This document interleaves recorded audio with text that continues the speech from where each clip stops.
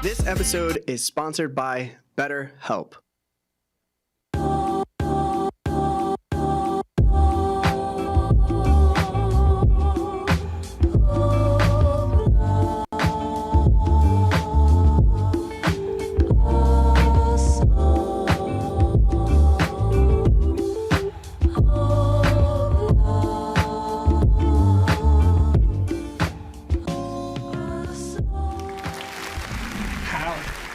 How? I just hear it. How can you hear? What's up, everybody? Hello. Welcome. This is episode 61. Is it 61? Yeah, 61. Episode 61 of that One Piece talk. My name is Larry. Lawrence. Seb. Parvision. Moash. Yes! And this is that One Piece talk, where we talk One Piece. Let's go! Yeah. We got Par and Moash in the building, bro. We got Par Vision again in the building, and we got Moash, bro. And back at it again with the turtleneck, Daniel. So I'm telling you, Par moves weight. Y'all don't understand. Yo, real talk. You see Bodies. No, legit though, we're gonna have to eventually make like a turtleneck TOP t-shirt for Par, bro. Yo, just for Par, bro. We have to.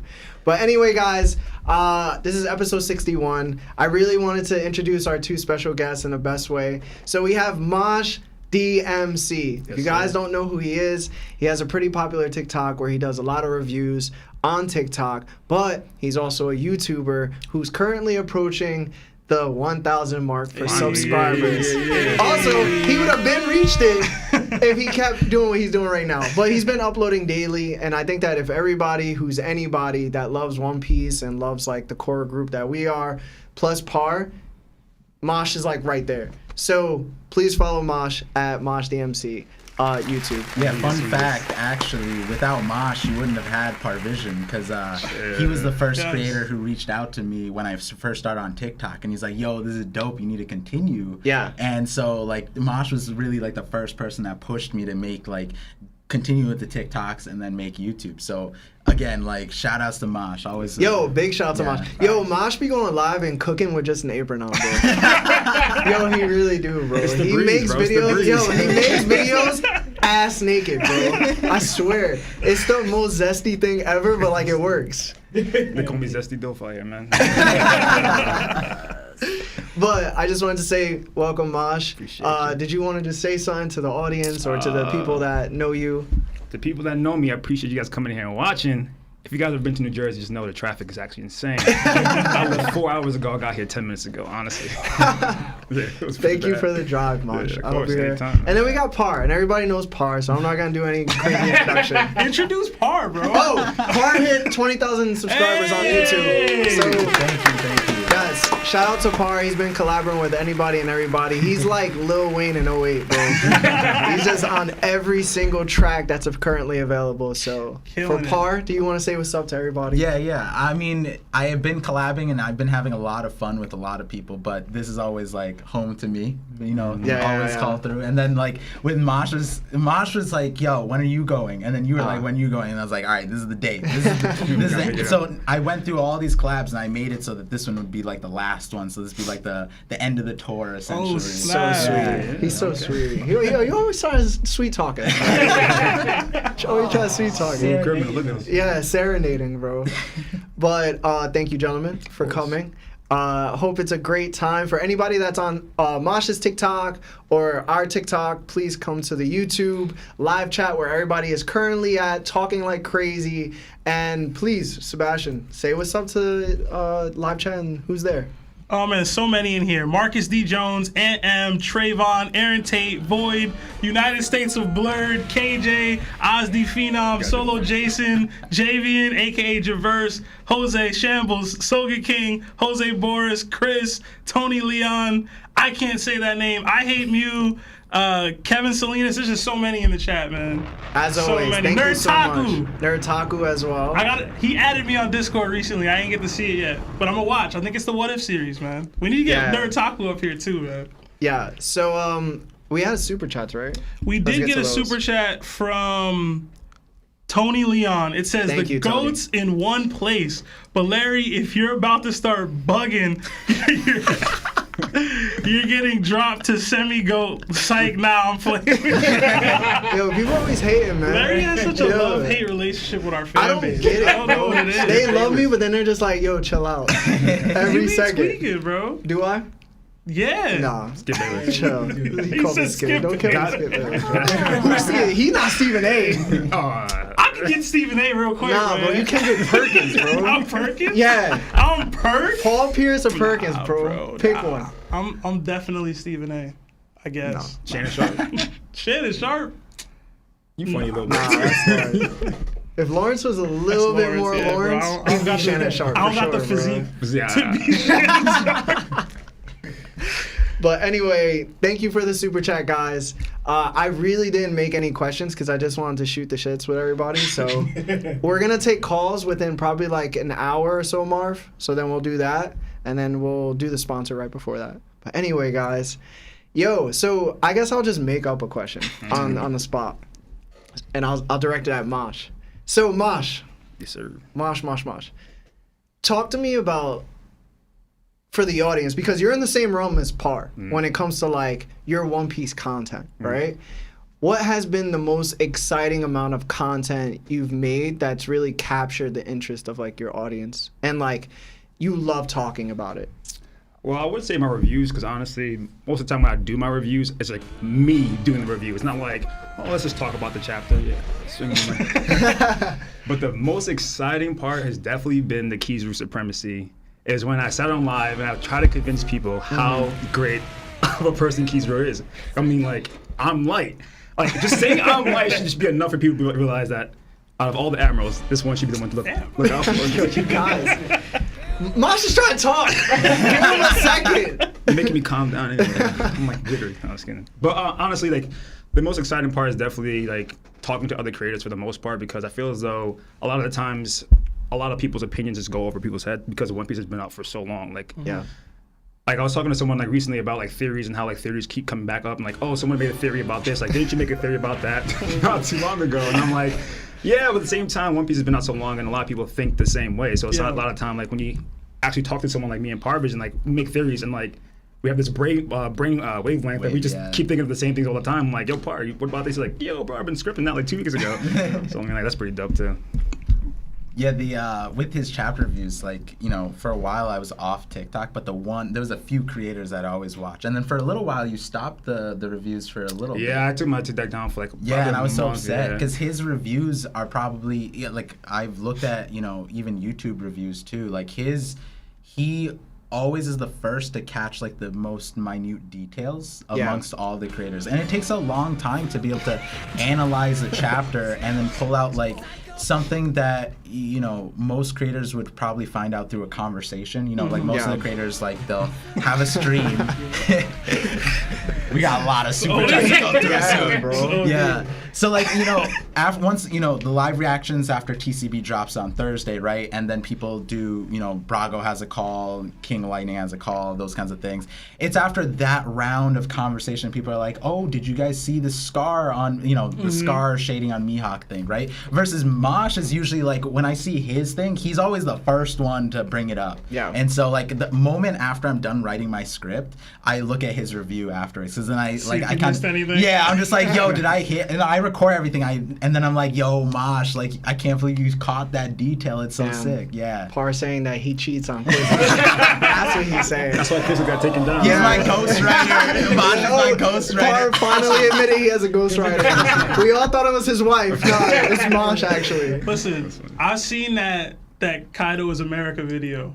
And y'all said y'all collabed on that. That was greatness. So if y'all need to continue to collab on things. Yo, right? for sure. So the Kizaru supremacy is there for you. Oh yeah, for sure. So when you say supremacy, like, is he the strongest admiral for you? I generally think the so. most interesting? Like what's? Well, it's not much interest in like anything like really like too in depth involvement in him. But strength wise, I think he's definitely up there for sure. When you say up there, like top 10, top 5, top 1, like all time. All time. We're not gonna get into that. Because you had a wild list. That's why I'm asking, bro. So essentially, Larry gotta bring us screenshots and shit. I got screenshots. It's in the Discord. I have Sakazuki as number 1, but I have Kizaru probably like a close 2. I think he's definitely stronger than Aokiji. I think it would have went a little bit differently if he fought Akainu in that Punk Hazard, but he didn't. So. When you say 1, you mean number 1 Admiral or number 1 in the verse? Sakazuki's number 1 Admiral. Okay. I have Dragon right in that realm as number 1. Yeah. Dragon top 1? Top 1? No, I don't know top 1, but like in the 1 area. We're just gonna skip past that. But let's get the super chats real quick because there were so many of them, and then we're gonna go back and ask Par some questions. All right, thank you guys so much. Beast TTM, we got a $2 super chat. It says, "Are we talking about any important stuff?" Hi Seb. Hello. And hold on. Why are you saying hi Seb? You can't say hi Seb and Lawrence. It was for me. You don't ever talk about anything important. That is true. That is a factual statement. I don't. Really, we're just gonna probe Moash and Par and pause. It's a normal word to use. Yeah. So whatever, man. Bing bong. But in general, it's going to be a great discussion today. I can already tell the energy is up. Yeah. I can tell the Moash is a little jittery. I'm a little jittery too. Listen, I'm jittery myself. They were talking I'm about. always jittery every episode. Though. They were talking about who had the best fit in the chat just now. Yeah. And they were giving it to Moash. But I feel like I'm out here. I feel like Par is out here. Larry low-key fly right now, too. Nah, Par has a chain, though. He look like Drake, low-key. Drake, low-key. I'm going to do a poll, best fit on the stream. Right. First, let's get to the super chat. But thank you so much, Beast. We got another $2 super chat from Jordan. It says, "Only birthday gift I needed today is this podcast." Happy birthday, Jordan. Happy birthday, Jordan. We appreciate you spending it with us. Seriously. Yeah, thank you. Next one. We got a $5 super chat from Corey. It says, "Right now is the time to get into the anime. Every time movie/TV show right now is from the comic books." I read that wrong. Anyway, sooner or later, anime is going to be the next big thing for movie/TV shows. I mean... Nah. The pacing's so terrible. Larry an anime hater. I feel like I watched the last couple and now episodes. People trying to make the anime like canon and stuff like that. Like we had like this whole debate in our Discord, like if Nami got headbutted by like Ulti, and like how they're just trying to make like Big Mom falling into the water kind of canon too, and stuff like that. Like it's filling in the gaps for Oda basically storyboarding through the manga. And it's like if we depended on the anime for everything, then like Frankie would have been at Drum Island picking up Chopper at some point. So yeah, I would say like, the Big Mom scene is like egregious because it's like a filler of like a filler scene that didn't even need context added to it, whereas there's other scenes that like in that same episodes they did something good where they showed John Bart on Law's ship off the submarine of Onigashima, which is great to give you context of what's happening on Onigashima, and you missed that in the manga, right? So that was a good one, but then they did the Big Mom thing, which like even when you go back to think about like, here, how can we stretch out the episode, like maybe let's not add a world breaking like scene like having a homie jump into fireball homie. If it's not important, then I think it's okay. But if it directly contradicts some of the points that Oda has made throughout the series, then I'm like, all right, you can't depend on that. And I was gonna give Lawrence like the time to speak on this, but like in general, I have some pushback. I did not mind the world-breaking bullshit that was Zeus, or was it Prometheus? Well, because you're a Big Mom hater. No, and you don't like powerful women. It was for the opposite reason, Larry. That makes Big Mom so fake. Like, you can literally knock her in the water, and one of her homies that's created from her devil fruit can go in and just get her out. And that's that is crazy. That's not how it works. That's insane. What I said for that episode is the first 16 minutes of it never existed. After that, it was a 7-minute episode, and it was great. Everything before that, I don't know about it. But do you think that's the reason why she got out the first time? Because of Napoleon? Because Napoleon was knocked out, but essentially, how did she get back on land? I think she just did something, bro. Yeah, that's what I'm saying. I thought it just got there. Yeah, I thought it got there and That's what I picked her thought. up. Like, The it manga was just made it seem like Prometheus caught her in time. Yeah, that's what I Yeah. thought. And like the manga did, like maybe if they looked like with magnifying glasses Was there and they water saw on Big her? Mom wet a little Was she bit, they're like, wet? oh, she must have fell in the Listen, water. Like that's at this some point, bullshit. Thing I wanna see. To me, even if she did fall, I would have never thought she would have fell into the water because she would have just took her soul and just threw it into the ocean and created the tidal wave because she did that at Whole already. Cake. Yeah. Like she took the sea, used her devil fruit, and made it come alive. Yeah. And like the only person we've ever seen affect the ocean the way to that extent is Aokiji Yeah. through his Yeah. devil fruit. So So y'all I'm don't like, like bro, It makes her broken. no, I it wouldn't- just. No? I wonder if the thing about that episode too is like watching her create her as well. Yeah. Like Yeah. actually seeing her physically pull out her soul and then Yeah, create, yeah. like she can literally make a homie out of Bro. anything though. That's the crazy part. If she wasn't torn to the ground She for the just to homies. make a message, like point to to everybody, like devil fruits still matter. Yo, she might be second to Shanks, bro. Just based on her versatility and what she's able to do and everything that she has. Yo, she got stronger devil fruit than Kaido, bro. Oh yeah, easily. Yeah. That's the Stronger question. or more versatile? Stronger. There's a Both. difference. Both. I There's a think difference. you do a lot more with it, right? Like with Kaido, Yeah. with Momo's sake, right? Momo for can some. look at Kaido and be like, okay, A, B, C, that's how I become a dragon, right? Versus Big Mom's fruit, there's millions of ways you could use that fruit and be as menacing as Big Mom. But there's you don't also even more- need to. You don't even like if I had the fruit, I would use it in a completely different way and still be as strong. That's how crazy that fruit is. She can make homie dragons. Like she can go to the Fisherman Island. I feel what y'all saying, but it also comes with like limitations, right? For her, you have to be afraid of her for her to use like one of probably the Hawks' technique that she has Well, in her arsenal, to steal a soul. and that's like But a that's- Jinbei hold- level hold person on. can be like, "Nah, you good." But that's the fodder part of her fruit. Yes, and also that's the only way she knows how to use that fruit to that ability, Yeah. right? Like if I was to take the par route, like Conquerors Haki doesn't just mean conquering somebody; it could mean other things. Her fruit can be used in different ways to gain that same effect. Bo is a perfect example. Bo is a perfect example. I'm gonna be real with y'all. I'm probably taking Kaido's fruit. Crazy. You're crazy. It's just easy. Yo, The Sebastian strong- Senior's take the the easy strongest route. thing about Kaido is not even his fruit. crazy. The strongest thing about Kaido is not his fruit; it's everything else. Morris, whose fruit you taking? Kaido's or Big Mom's? Big Moms. I'm easy. I've been saying this since the beginning. Well, remember, you got to think about Kaido's ability. The main thing that stands with him is his durability. That's the main. It gives him And that's durability and from the flight. fruit. Yeah, durability and flight, right? We And also then- don't know how much of it comes from the Oni side of things, right? Exactly. So, Yeah. so Nah, they're bro. like, Yeah. I'm on the same thing into dragon armor, dragon scales. Like that's probably most of it, but we also don't know because of the Oni side, and we don't know anything about What's the Big Onis. Mom's fruit called again? The Soul. All right, Yeah. soul fruit. But also remember, His own fault. and Sebastian, I always make the point. Bowen Hancock's ability is a little different because you keep going by the whole attraction thing. No, she uses that to her advantage, but Bowen Hancock, it really affects everyone because if you have a impure mind, impure thought, impure heart, it's going to affect you. Actually, the only person who wasn't really affected is Luffy, but Bo Hancock's ability can still work on Luffy by her shooting the arrows. But Can it? But hold Yeah. on. But that's not even true either, because it works on pacifistas. This is just by Yeah. touch. Yeah. And pacifistas don't Yeah. have a conscience. Yeah.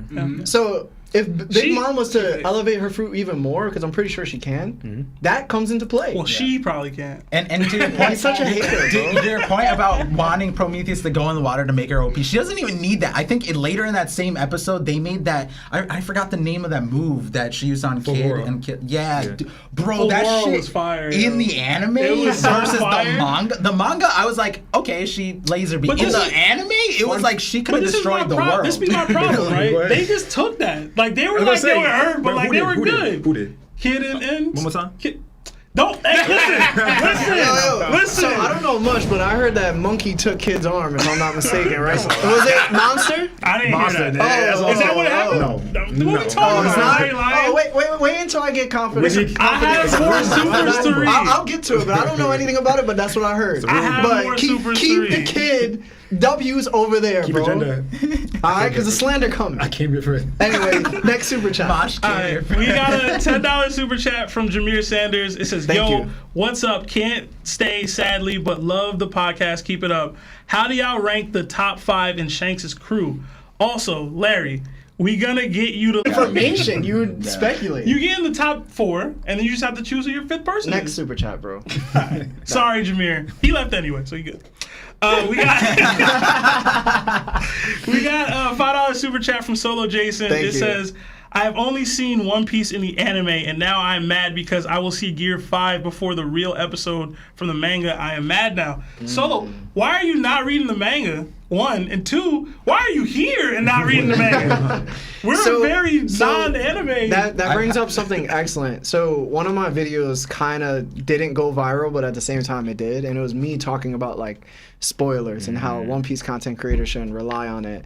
And like, since you guys are One Piece, content creators, what do you think about spoilers being had on thumbnails and also like being used as an advantage to garner more eyes to your platforms? So we'll start with Moash. To be honest, I have a very iffy take on spoilers because honestly, people don't generally enjoy the chapter until you actually read it for the first time without being spoiled. Like, I understand people enjoy One Piece in different ways, and like they ingest the media and the medium in multiple factions. So like they read the spoilers, then they also read the full summary, then they read the chapter, then they read the official. And at the same time, I'm like, the general reaction I get when I'm reading the chapter and I'm scrolling, like, holy, Shanks just literally just one-shot Green Bull, something like that. Rather than reading the spoilers, like, oh, Green Bull got paralyzed and just left. It's like a completely different thing. So, but using it to garner followers, I get it, because at the same time, like, you want to gain something from the amount of effort you're putting in. So you want to gain the traction in any way possible. So obviously making a thumbnail to garner those people, and in a sense, sort of like gives you that. Get you that traction. At the same time, that's why things like TikTok exist. TikTok is a form made to get your content out there so people come and watch you. So you can easily just like a simple clip of your YouTube video or something you talked about in your review, and you put it on TikTok, and then you get those followers to come to your channel. So I think it's really easy to do it, but people don't want to take that route. That's me. Yeah. What about you, Par? Yeah, I think people, I speak very openly about, like even when you stopped reading the spoilers and then you did a live reaction on your channel and you really enjoyed reading the chapter without the spoilers. And I think that is all I advocate for, right? Like, I think that a lot more people will enjoy the chapter without the spoilers in front. They just need to. The thing about spoilers is they're addicting. You want to get the latest news of One Piece as early as possible, and I get that. That makes a lot of sense, right? I just prefer to get the earliest version of what Oda intended, at the closest thing to what Oda intended us to receive, rather than like, when I first learned about the spoiler community, there was a few of the chapters where, for lack of better words, it all felt like the leakers had an agenda that they're putting through the spoilers. Yeah. And so when you read that and then you got to the actual chapter, it's like, I see where they got it from, but they had to put in a few extra steps to get their bullet point that they said. If you just looked at the panels, if you just look at the translations, what they said didn't make sense. I remember like Brago brought up one thing. It was like chapter when Green Bull was shown, 1051. One of the leaks said that there was a buster call on Wano, which, how many acrobatic mental loops do you have to make to see the panels to say that? Yeah, like even after reading the chapter, I'm like, no, that's not even close to a buster call, right? So my take on what you're saying on the content creator side, I think for me, like, just from my perspective, I block anything that, I can't opt into the spoiler, right? If it's on TikTok or Twitter and it's just in my face, I just have to block you, and that's just my thing, I understand the pull for wanting to get the spoilers, and the thing is, you have to be aware that spoilers, unlike the actual content that Oda puts out, spoilers are something that could ruin a lot of people's, digestion of the story, or their receiving of Oda's message. And so in that regard, the spoiler community has to do an extra loop to keep it contained. And unfortunately it's very hard to do that. It's very hard to enforce in a non-centralized system, right? But so if you enjoy spoilers, all I ask of you is to just keep it as contained as possible, on Twitter, on Discord, wherever it is. just look for the spoiler channels or put spoiler things. Use those things because it really helps out. It's two things. The actual essence of spoilers. I feel like people like just forgot what spoilers meant. And I'm like, oh, spoilers is just like there's some information about the chapters coming out, so let me just put it out myself. No, you're spoiling something, the experience for someone else by giving spoilers. It's in the word. Exactly. And nobody understands the root word of it. Exactly. And like, I'm not saying it's a community problem, but at the same time, like, it's not just like people read the spoilers, it's like they then go on to spoil other people. It's just like they comment on videos from like 4 or 5 days ago, like, oh, you're wrong because this happened in this chapter. I'm like, or years ago. Like, what are you talking about? So, as a spoiler kid, because y'all sending a lot of shots, I read the spoilers. But to y'all point, I'm not engaging with anybody outside of a spoiler thread. Period. I'm not trying to give no hints towards nothing. I ain't speaking on anything. It doesn't matter. It's like I just scrolled on Instagram and I got spoiled for Film Red. And I'm like, yo, I'm just on IG. Like I'm not trying to be spoiled right now. When it gets out of pocket in that way, I think that's the problem. And I think that's the issue that we run into. Like Larry was saying, like when you're using it to build your base or to create, to get eyeballs onto your channel and things. Like it's like, all right. I mean, I guess you could make a spoiler channel to do that specifically, but like in general, I don't like the thought process of, oh, I'm gonna spoil this for somebody else. Like I try my best to shut the hell up about the stuff, and I be knowing like I be knowing like a week and a half prior, like what's your connects? listen, if y'all want them, not playing. Listen, but yeah, I mean we got some other super chats. Lawrence, you want to speak on the spoilers? To me, I never like spoilers because, for example, let's gonna use this example real quick. When we found out Zoro had Conquerors through that fight with Kaido, right, reading the manga, my reaction to that, like, I feel like everyone's reaction was hyped up because this is the impact it had when you first found that out is because Kaido's the one that recognized it. You know, and this whole Wano arc was about Conquerors, and that's how Zoro was showing that in this most desperate fight that he was putting all on the line after taking that attack from two Yonkos, then showing it here, and the fact that he didn't even realize it himself. Zoro didn't realize that he was a conqueror himself, and Kaido's like, you too? Right? That impact there was great. And if you got spoiled before that, you lose that. It's just like, oh yeah, I mean, because the whole thing, it was the build of the Oda would use. He would kind of troll you with Zoro and his conquerors. He's like, he is, but I'm not letting you know yet. Is he or is he not? Like right there. Then when you finally got that confirmation, yes, he is, it was like reading it was like, yes, like, you know, you enjoyed it. But if you were spoiled beforehand, you take all that away. You know? Like imagine you get a bullet point, it's like Zoro has conquered. Yeah. It's like, cool. Listen, great. To Lawrence's point, what you just said, that's how I learned. And I was like, oh shit. I didn't have the saw 3 words and it's like, hi, it's crazy. Versus all of us waited for Zoro to be like kneeling over. Oh, that's it. And then Kaido's like, damn, you conqueror too. Sebastian's like, all I needed was 3 words. I didn't have the same experience, but I was hyped. But moving on, we got, what's DKK? What is that? I don't know. DKK? Yeah. Is that like in the 17 DKK from Void. So, it's in Denmark. What's Denmark? What's Denmark money? I don't know, bro. We got Denmark cash. Thank you, Void. It says Buggy really a better Yonko than Big Mom. That's facts. That's already facts. No, Big Mom. No, it's not. Already facts. You gotta think about it. Big Mom took all L's. All L's from start to finish. You don't realize. All right, so he's saying Big Bum, not Big Mom. He's disrespected. All right, listen. So Big Mom. Oh, he did say Big Mom. Was you auto-corrected that. She was like doing what Doflamingo was doing for the underworld, but at a bigger scale, in my opinion, because she had the alliance of the underworld in total. I think she was using them more so. Like Doflamingo was kind of like peers with them, and Big Mom was kind of like using their pipelines. Yeah. So just because somebody's shown to be doing way less, but they still own the company, doesn't mean that they're not like the best out of what they do. Like Buggy just became the store manager. You know what I'm saying? Of his store. So I feel you. And he got a couple people who were good at sales. They came through. And he was like, all right, yo, I'm good. Listen, you gotta be able to delegate tasks, bro. Big Mom owns like 50 Walmarts. Listen, what I will say though about this is I had this perspective yesterday because Randy Troy was playing Pirate Warriors 4 in the thing. And so the One Piece games are essentially fan fictions, right? They had to make they ended Wano without Wano even happening in the manga, right? So they created the end of the storyline, literally fan fiction. We sat on stream, we're like, this is hilarious. But the never showed up. The funnier part was that they had Buggy wasn't in the thing. It was like Blackbeard showed up in Wano, Katakuri was in Wano. It's all this crazy stuff. But something that dawned on us was that the next Pirate Warriors is gonna have Buggy as a Yonko. So then you have Shanks. They don't know Shanks' moveset, so they essentially have Shanks as Zeus in the games. And it's hilarious because in 1055 we see Shanks as literally like Zeus. And then so now like you have Big Mom, you get how she's super strong. You have Kaido, he turns into a dragon, he like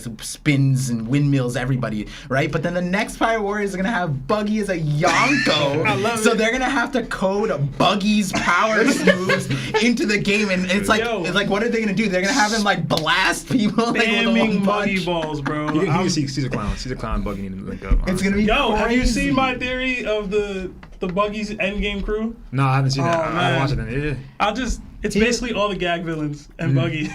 He basically called out Cross Guild. Nah, But it didn't include Mihawk because he's soft. You know? Oh, I have to ask questions. yeah, bro. Yeah, you know gotta what be a I'm wild boy to predict Mihawk bends the knee to Buggy, bro.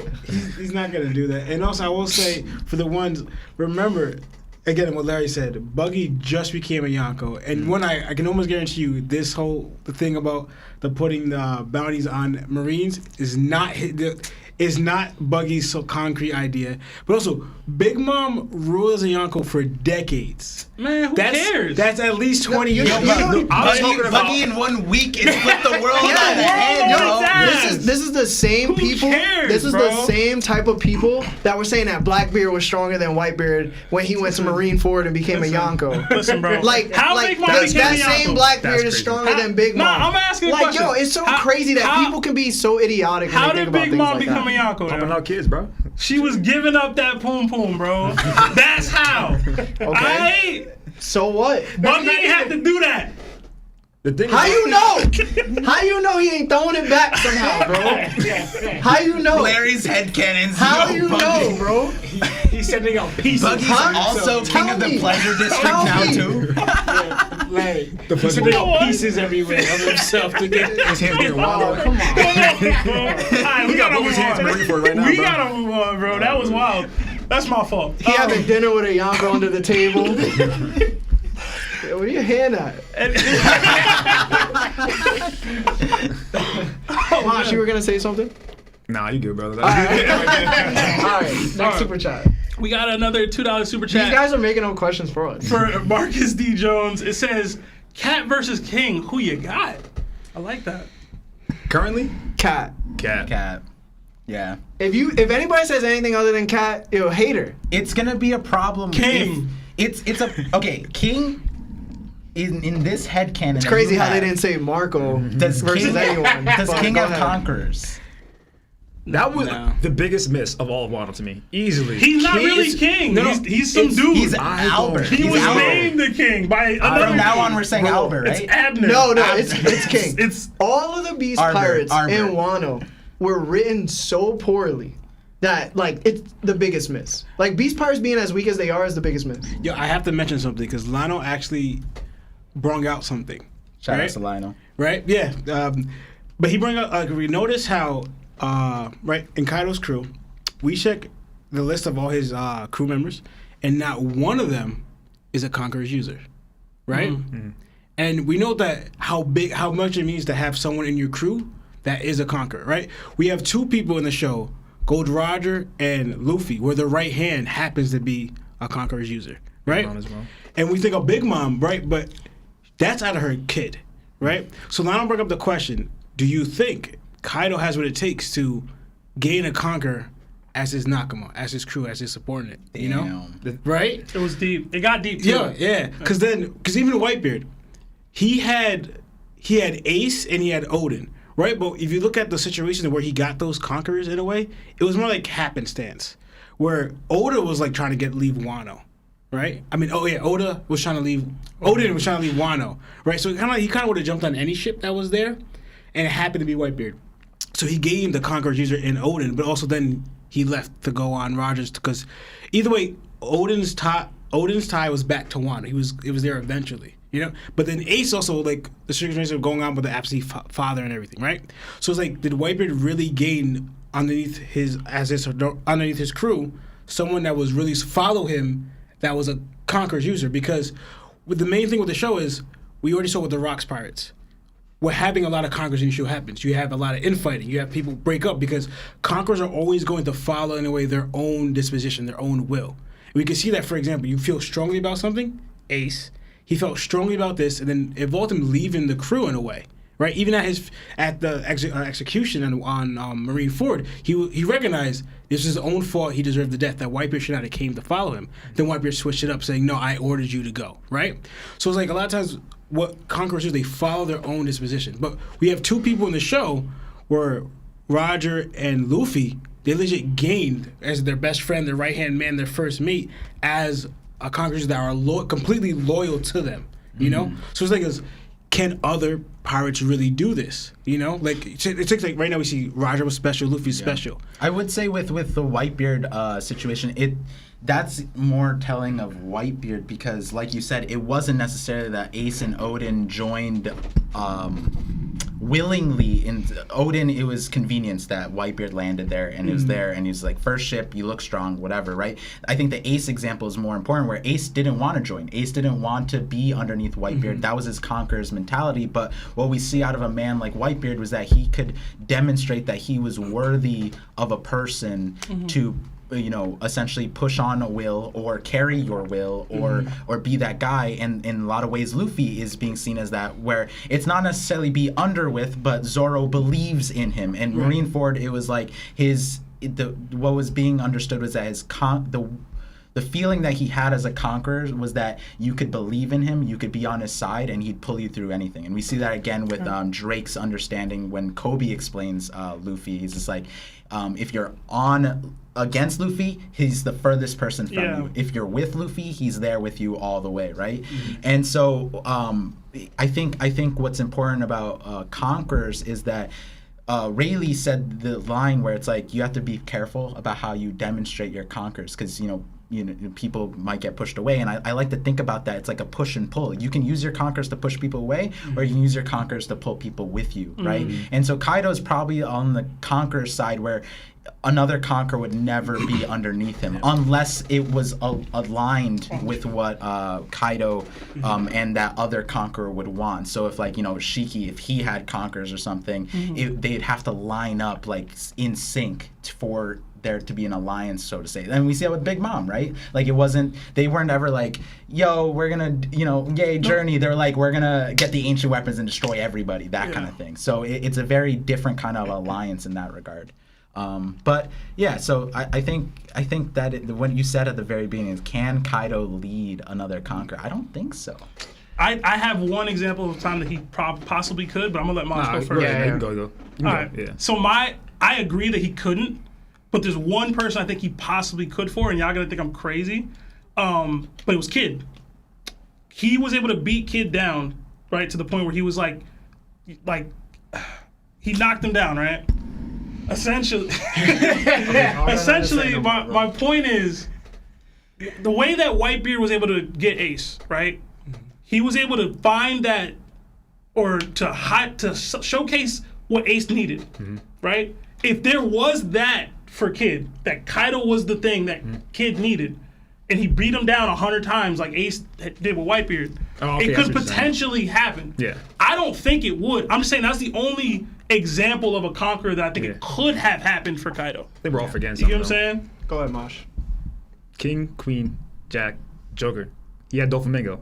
He didn't have Dofy. He had Doflamingo. And it's funny because I said this too. I said this to him like he technically had Dofy. He had Dofy. Dofy was different. I would say Dofy is a little bit different because it's like Doflamingo was like, in his mind, using Kaido to a means to an end, right? It wasn't being led like in the same context of Zoro underneath Luffy. It's not being led by it, right? Ace was trying to make Whitebeard Pirate King at one point. You get what I mean? So like Doflamingo was never like, alright, I'm gonna make, even if he was gonna make Kaido Pirate King, it was a means to he could get to his goals. Like having it was never, I believe in this person. So are we saying that to have a conqueror believe in you, that whatever you're gonna do, they know you can do it. Excuse me. Yeah.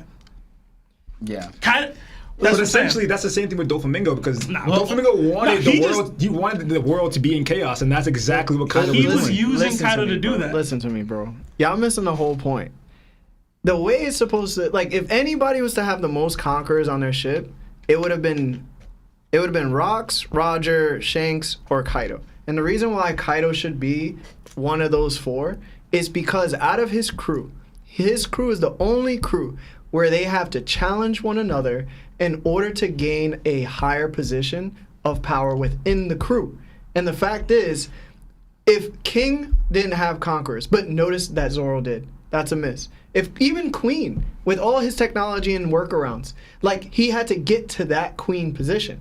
Even Who's Who wanted to challenge one of the elites to gain that position too. So it's like, if we're to actually ask, how do you spur a Conquerors Haki user? It would be through challenge. And Kaido was the one crew who said, "Yo, you have to challenge each other in order to gain a higher position." Here's the thing. And also, let me name one more thing. What's the difference between King and Ace? Like, Ace wanted a father. So King was like, "Yo, I want to see you become Joy Boy." Exactly. Yeah. Yo, I want to see you become Pirate King. Very different. Well, but what I'm saying is they're very similar. Even to the point where King and Zoro had the same flashback. He's saying, "I would never lose again to Kaido," and Zoro saying, "I'll never lose again to Luffy." He said Ace, not Zoro. No, he said, I'm saying King. I'm talking about King and Zoro. Yeah, but he said King and Ace. No, but I'm saying, like, King and Zoro are both, like, had the same storyline.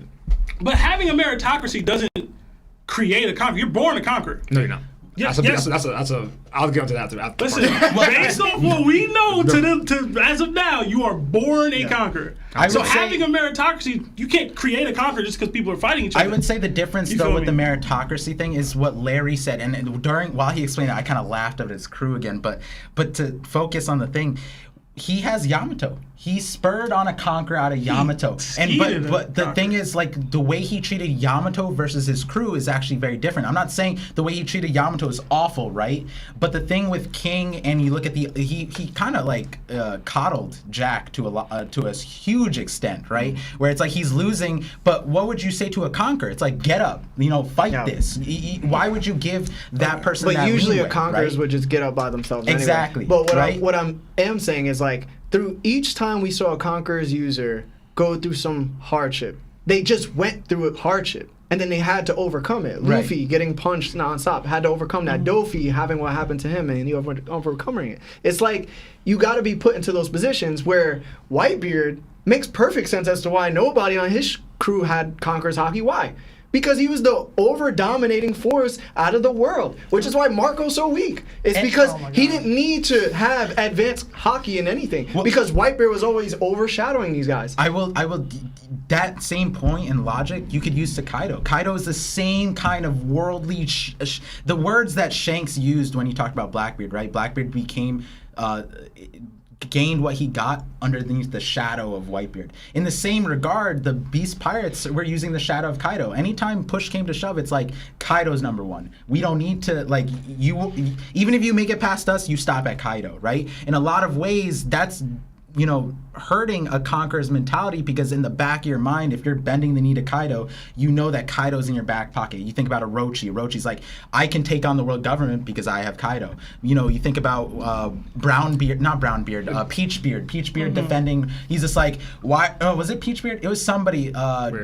Drake. I think Drake was fighting somebody on an island or something. Oh, Brownbeard. It was Brownbeard. Brownbeard, yeah. Like, they were using Kaido's name. Everyone underneath Kaido that isn't at the upper echelon is kind of like, riding his coattails in a huge way. But this is where it comes down to play. It's like, even if we were to just be like, yo, they had no Conquerors Haki users in their crew, they should have been dominant in every other category. Yeah, because they were being challenged every single time against each other.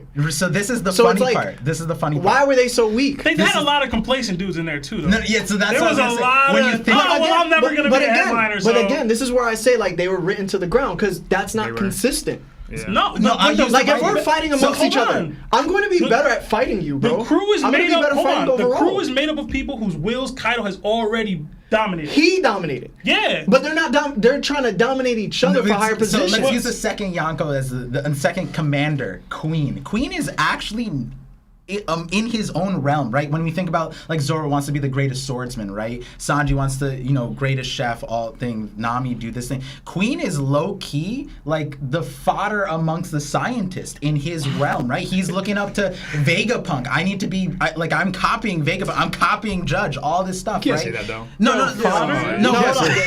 Let me get to his point. What I'm getting at is that when you kind of look at his crew, Kaido's crew, the upper echelons, they're not built the same way as Luffy's crew, where these people, this is just headcanon about King, but we don't know, in the back of my head, going into King, it's like, oh, he's the last Lunarian. He's hardcore. He survived. But there could be a completely different storyline where being the last survivor doesn't necessarily mean that you overcame something. Maybe he was a coward and that's how he survived. And all the other people fought and died in the war or whatever way that they became extinct. And I'm just saying, I'm prefacing that that's headcanon, but we don't actually get an understanding of how his crew got there. And even when we see, when Kaido gets King in the first place, he's like, I'll protect you. Just join me and, you'll be underneath my wing. Yeah. And that sounds good to me. King was like, what, 12, 10? At the same time with Queen, you're saying that Queen is fodder amongst the scientists, but at the same time, Zoro was fodder amongst swordsmen. And this is actually I wouldn't say in the East Blue, he was the most known person as a swordsman. And that was fact. As a bounty hunter. And this is what I actually want to get into. Alone. And he got captured. And this by accident. He sacrificed himself. This is actually what I wanted to get into. House. Yeah. How many swordsmen are actually written into One Piece? It's very. There's like 3 in total. 7 total. We have this Icarus, Hachi, T-Bone. Icarus? Who the hell is that? The fisherman. And then you have the tentacle dude. Yeah. Icarus is the guy with the light. Okay. Then you have Mihawk, and then you have Vista. They're not called swordsmen in Wano. They're called samurai. Then you have Vista. There's not that many, and Zoro hasn't challenged any of them. And you're saying you're saying Queen is fodder. But at the same time, Queen is aiming to be the best, and Zoro's aiming to be the best. So how is Queen any less than Zoro? Whereas Zoro is aiming to be the best, but he's not copying Mihawk. He's not copying other swordsmen. Whereas Queen is literally like, yo, Sanji, I was stalking your dad real quick, and he got all your tech from your dad. That's not him on his own. Yeah, but he has ice-owning stuff. That's him. Which is cool. The playgrounds, that's him. And then Chopper solved it in a minute. Hold on. Let Moash finish. And then he's taking. So one is Magnum Opus, which is the ice-owning virus, but at the same time, he took Judge's tech and then supplemented it. Exactly.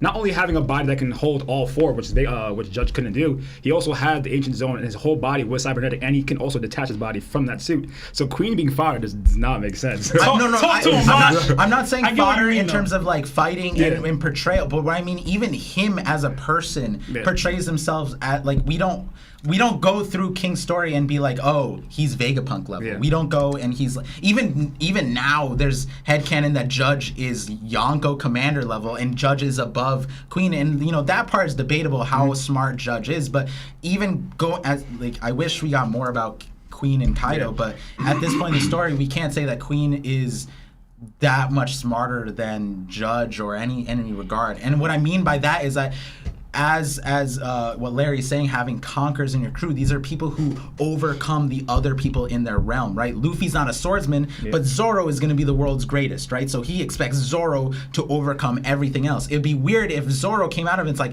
I copied you. Yeah, when Kinemon did the thing and he did the flame rend, he was just like, yeah, I saw it once, you know what I mean? He just like practiced it. But so he didn't obsess over trying to become this thing that, I get that. I get that. We do need to move on, though, to other super chats. All right. But say your last point here. No, I was saying that at the same time, Queen trying to overcome Vegapunk in the same sense is like his goal. Yeah. So like, I mean, hold on, Lawrence has on. Do you? Okay. Yeah. I was gonna say I get what you meant by like in their respective field. As a scientist, Vegapunk is kind of like just eating off everyone else without being original as a scientist. So that's what you meant by fodder. Like at least Caesar, he's trying to create his own thing. Where Queen is just biting off all the other ones. I think that's what you meant. Yeah. Like besides the ice oni thing, we haven't quite seen Queen the Plague. Playground. That's what I'm talking about. It got we have Chopper walk in and no diff his biggest feats. That's okay. I mean, whereas with I think we even found with Parvision's hater, bro. What do you be hating on? It's Queen. Yo. everybody hates on one character. At least all one, right? everybody has one. I'm hype up I Queen. like Queen though. I like Queen coming back but as a Green Bowl. I think Queen we gonna need be more. a part of the cross guild, bro. I'm telling you.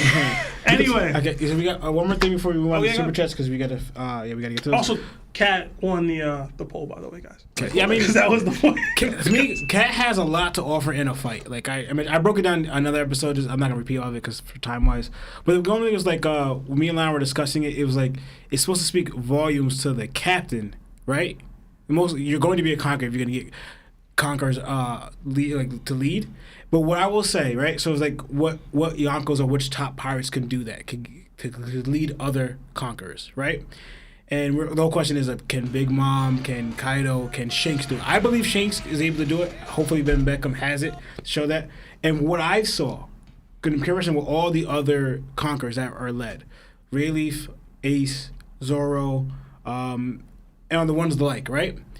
The ones that really gained them, it wasn't through power or they're overpowering them with their conquerors. It's more like at a companionship, like at a friendship, at a like letting them be their own conqueror. Mm-hmm. Like for example, if Luffy tried playing, I'm going to be Pirate King and stop Zoro from trying to become the world's greatest swordsman, but you bow down to me, he would not have got Zoro. Yeah, because Zoro even told him in the beginning, you interfere with me trying to become the world's greatest swordsman, and above that, I'll take you out myself. Right, and then even at a pretty much pre-time skip, Zoro says when Luffy first showed up in front of them, he says, if he was at least able to do that, we have to find a new captain. You know, kind of maybe even pointing to himself. And then we see if Rayleigh, they called each other partner. You know, we're in business together, right? And Ace, it was more like missing father. It's like a comrade. It's like Ace broke down, started crying to go on Whitebeard. So he shows it's not to gain another conqueror. It's not through trying to battle them with your conquerors. It's more like you're becoming a friend to them, a companion. That's how you gain conquerors. It's Becoming not a supporter. Exactly. Right? Not a meritocracy, Larry. Well, no, I mean, I think Larry lives by that idea where it's like, you know, he supports everybody's wins, you know, and like no matter what, like when I come on, he's like 20K, that's hype, right? And so you need somebody like that, right? That is willing to support other people's wins regardless of themselves, right? And so is Kaido like that? No, I don't think he you know, he cares necessarily. I think Kaido battled all his conquerors, even with Odin and Whitebeard and Odin with Gold Roger. We see how Odin was led by both of them, but how did they were led by him, you know? Right. Yeah. It was through companionship, friendship, bond, them creating. But You got it? It don't matter about any of that. Like, y'all spent a whole bunch of nonsense. It's either you're going to gain a conqueror because they were born with it, and they join your ship, and they bend the knee to you. And the fact is, what we were trying to say is that the reason why Kaido doesn't have conquerors in his ship is because Oda was just like, nah. I like how he complimented Larry at the end of it, and he's just like, "Fuck that shit." Real talk, I said he was a good conqueror. There's no and reason why King, out of all of them, shouldn't have had it. And I think that you have to be born with it, bro. You can't just have. You don't have to be born with it. I'll get on. We'll talk about that. Rayleigh said that. No, he didn't. What I think about that is that I think more people are born with it than we realize, and they just don't have the opportunity. Listen, I agree with this. You have to make a name for yourself. I do agree with this. It's not even that. It's if I can notice that you have kingly ambitions, and I call out that you're using this specific technique, bro. How do I not have it, bro? Because your captain has had it, bro. You've seen it. Well, You've I mean, seen like your captain and other people use it. Yeah. Ivankov doesn't have it. You don't need to have King's Precision Haki It's like- identify it's- it in somebody. it's When like- you're knocking somebody out behind you, bro. He named I him see king. you knocking people And out. made him the most beautiful man I've ever seen, bro. There's no way you're not giving him No, Conquerors. but Yeah, honestly, his being named beauty king alone. and not earning the king status is the first when I was like, yo, King don't have it. He didn't have it. King is too beautiful to not have it. Oh my God. King is Word in a around. position where he should have it. King- There, every element He of wears a gimp conqueror. suit, brother. Come on. What Gimp got Conquerors Haki, bro. But I think Oda was right there for a reason, though. We gotta move on. Next conversation. I'm glad with my last thing saying King was too beautiful tonight. Oh, But I think Oda wrote that for a reason, because because he wasn't in his bag during Wano. That's it. Like everybody just gotta admit it. Ignore all narratives. He wanted Zoro to win. Let's be honest. If King had King, if he had CQ, was game. Come on, let's be real. Yeah, go ahead, What bro. was King doing, bro? Anyway. Putting the beats on that man. Go ahead, next super chat. We got a $5 super chat from Corey Zhang. I think it's another chat from Corey today. Big Mom doesn't need the giants. She just needs to turn Mihawk's sword into a homie. That'd be something crazy. I mean, Mihawk is a sword. So he's saying Mihawk is strong because of the sword? I'll buy it. Next one. Oh my god. Big Mom with that with Yoru would be crazy though. What is Napoleon? That butter knife set it off. Is just a Napoleon a regular- hat or is Napoleon a sword? He's both. Napoleon's both of them. He's both. He's like Yeah, it's but a hot dog and sandwich. Yeah, but like situation. she put a soul into a sword that turns into a hat, or a hat that turns into a sword. Again. It's Shake or her could egg, it bro. become into a sword because of the homie? I want her part? do-rag to have a homie. Yo, she really I'm not do wear a joking, bro. do-rag. No though. cap, but Napoleon. Where the waves at? No, all cap. Where the Napoleon, I'm waves saying at? Napoleon a freak. What? Nah, Prometheus the homie, No, bro. no. He went, I want a girlfriend. Bro, Bro, come Napoleon on. literally What? smiled the more he gets beat, bro. Josh would notice that. Napoleon, go Isn't ahead. he permanent smile? Isn't it? He's Nah, like he wasn't always smiling when smiling. Big Mom was asleep. Nah, bro. Go ahead, bro.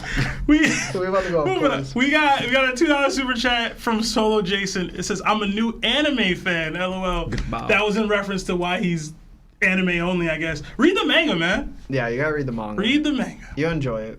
Especially the Marine Force. You're a trooper though for lasting this long. Yeah, bro, you wild. I was anime only too, but I Listen, gave when up. you only know mediocrity, bro, it seems like the best thing in the world. Oh man. All right. We got a $10 super chat from James Hudson. Thank you, James. It says, "What do you guys think about a war between the Red Hair Pirates, Blackbeard Pirates, Cross Guild, and the Straw Hats? Oda did say he was going to do the biggest war in manga." It's gonna happen. Oh yeah, With all of them? I think I you don't even include the think world they're gonna government, be. too. I don't even think they're involved. That's not even the core aspect of the largest war. They're just a microcosm of everything, right? Yeah. So But yeah. what were you saying? This goes into my Buggy theory, actually. Like him finding Captain John's treasure could possibly actually be Zebek's body. Cross Guild combining Oh, like wow. Warrior and Doflamingos. That's for another day. different. It's another day. It's another That's day. different. I like that though. Yeah. But to me, that just goes into what with the newest chapter, the all-out war for One Piece, Yeah. involving the Burn Scar. So I think it's gonna be a collective war. Where you're gonna have even that same group that you just mentioned, even with Kid, Law, and whoever else is who actually makes it to that war. It's gonna be like a tournament in a way to meet at this war, where you have an all-out war with all There's this. gonna be a Dave back fight, and I hate it, bro. No, I I can see love it. I I love can it. see it No, I love happening. it. I want hate an it, actual So fight. my vision is there's a Davy back fight where it's the Red Hair Pirates and the Straw Hat Pirates, but Buggy's there hosting it, and Blackbeard crashes it, Buggy's hosting and it. Blackbeard crashes fire. it, That's lucky fire. and that way we get all four, and then Shanks dies so beautifully in Par Vision's head Nah, canon. Shanks. I think Shanks does die. It's Yeah. either Shanks, Really? Rayleigh, or Garp. One of the Shane's three. gonna be too busy selling children off. That's what Parr says. Yeah, facts. Alright? He gonna be busy dealing business, bro. Listen, bro. But there's a war going on. Oh, snap. Whoever wins the Davy back fight, I gotta wonder give how many Shanks their kids I could scrap up. Oh, shit. All Next right, super but chat. thank you, Jason. Thank you. We got a super chat from Serial. That's an amazing YouTube name. Do you guys think Usopp will get Future Sight better than Luffy's? No. Next question. Who? Nah. No. Usopp. No. Better than Luffy's? Yeah. I think he should. Yeah. I don't know. Yeah. I think he should. He should, but Oda's gonna hold him. Nah, I just think there's different levels you can go. Like his might be distance. Because we've seen crazy distance view. Yeah. I don't see Luffy getting It's gonna be longer where I than can that. see But we're it saying- cross to the other yeah, island. yeah. See, my But thing Van is- Auger and Yasop probably can. You know what I mean? My thing is that he gets future sight, but also armament, and like he's able to. Since his bullets are basically sentient, I think him shooting his bullets and also giving him like the vision that he has. I don't know. I think that because Luffy has Conquerors Haki, he's able to boost his other Hakis with his Conquerors. Oh yeah, So he's gonna use his observation and just boost it by Conquerors. yeah. It's like a big battery pack. Having So future it's sight never and, going to be. Usopp's is never gonna be better than Yeah. Luffy. I think what we also have to realize, and I think the community like needs to take this too, is that in the grand scheme of things, we don't know Future Sight. We saw the first iteration of it, but with everything else in One Piece, there's a next level. So even with Future Sight, we saw it as a debut, and with like Rayleigh sort of explaining it, but is a debuted in the Katakuri fight, and we saw a glimpse of it with Kaido, but it was never a focus point. If Future Sight ever comes back into focus, it's gonna be next level. Yeah, you're right, but his debut was a Kainu with. Oh, you mean Aokiji? Or was it Aokiji? No, yeah, it was Aokiji. It was both. Aokiji. Yeah, but it was in Marineford. It's technical debut. Yeah. We don't know that. We know that. Anyway. We know that, bro. Stop. But we got know that. Another $5 super chat from Corey John. Thank you so much, Corey. man. And this is big brain, because honestly, I never thought of this. It says, couldn't Big Mom just turn the Poneglyphs into homies so they could just talk to her and tell you what's written on them? Yeah, and that's my biggest thing. That's why I made like a video about it like before about opening her third eye. Like, we know the voice of all things is not able to read the Poneglyphs because of Roger. So I'm like, even if she did that, it wouldn't make sense. So I think Big Mom is actually gonna end up doing that. I mean, the Poneglyphs, when they came alive, wouldn't be able to read themselves. They should. Why not? What's wrong with Hold me? on, because they're like her soul. So everything. Or the homie of the thing of a person that she puts in. It's their memories, right? Yeah. Not necessarily the object. But No, the object from that point gains memories. Right. But if you remember Pudding, when Pudding did like memory filament, she gave the objects memories of them, like their souls, right? Of like the souls that, like Big Mom would take like a citizen's soul. So are we put it saying in a that tree. there's a soul within the Poneglyph that mixes in with the homie, and then all of a sudden they have memories? Well, that's where my confusion comes into play, where I think that anything like imbued, like a black blade, I don't think Big Mom would necessarily be able to put a home. When you think about that, and then when we talk about Poneglyphs, Turn into bleach. they're talked about as unbreakable things, that indestructible. Someone's will. So, like, is that not similar to a black blade? I think at a certain point we have to agree that Poneglyphs have some sort of Haki, like input into them for them to. We still don't know how they're made. We still don't know anything really about them other than the Kozuki made them. Kozuki's also, Hitetsu made cursed sword. Enma's a cursed sword, or like a sword with a will. So it just makes sense that the Poneglyphs are going to be in that same light. And I don't know if a homie could vibe with in Enma, right? Like, imagine putting a fodder soul into Enma, and then Enma would just eat that shit, right? So a Poneglyph, like, what Moash said, you can't hear the Poneglyphs, but Roger was still able to hear voices from the Poneglyphs, whether that's it'd be weird if it's just rereading the Poneglyphs over and over. But it's something's in there, so I don't know if a homie could go. I might need you to send me that, because I'm really interested in this now. It was like pretty in-depth. It was like my earlier ones, yeah. But all I want to say is this tells me that Big Mom is just... She's trash, like I'm saying, bro. She could have done more. But she probably tried and couldn't, because just how greedy she is. There's no way she didn't think of this. I think about Pudding, right? Like, how can, if she unlocks the voice of all things and able to talk to the Poneglyph and possibly, like, obviously you'd have to have like a recant of what that actually is written on the Poneglyph. Wouldn't Pudding just be able to like rip the memory from the Poneglyph to like read it? That's the way I I'm just like, why wouldn't? But anyway, Pudding is. I mean, even if she was able to do that, like, she wouldn't be able to read it. She'd have to see it. But even if you had the memory file, you're recanting, like, re-examining just what's happening. Basically, like, I brought this up in a video. We don't know how much of, even if she gets a third eye power, we don't know how much of it is her devil fruit or how much of it is third eye. Yeah. We'd have to see another third eye person to know, like, the limitations. Is she the last one? And no, the people are talking about Killer. Like, if Killer is third eye, but at the same time, he wouldn't be able to read the Poneglyphs. It's the same problem, so. Yeah. All right, so we're going to fly through these super chats, and then we're going to take sponsor break. We got a bunch to go through, so we'll be short with our answers, guys. Yeah, super short. We got another $10 super chat from James Hudson. It says, Manga, only thing I hate more than spoilers are people who get mad when someone else is watching the sub or the dub. Just be happy people are getting into the thing you like. Thank you for the disagree. super chat. But thank you. I think there's a way you can not put down the dub as hard as putting the sub on a pedestal. That Gear 4 scene just at that. Nah, bro. But the thing is, the Japanese voice actors are peak. Like, you can't beat Japanese voice actors. You can't compare, bro. Right. You just can't. We got a $5 super chat from Michael Franco. It says, saw this on Reddit. Do you think devil fruits could be juiced? Probably, yeah. Yeah. But if they're juiced, then whatever object they juiced it with will gain the ability. Nah, because Kaku cut his, and he ate it. or Khalifa did. Damn, And we she ate see, it. we seeing more inconsistencies from Oda be inconsistent though. I think they be juiced. Oda be lying all Got the time. Put it on the shirt. Apparently, you can eat the same dough for get the power. Well, at least for a smile. Listen, Soga King became a member. So Thank you, appreciate Soga you, King. Soga King. Appreciate it. How are people getting these names? Silver Crown sent a $2 super chat. It says, "Do boo you, yo." It's W. W. Yeah, it's from okay. my show. W. That's actually, I'm an idiot. Yeah, that was bad. That was bad, but I appreciate it. He did it again too. Did he? We got a $2 euro or two. I don't know how to say euros, bro, or pounds, whatever. I can't read Yeah, anything pounds, but yeah. American stuff.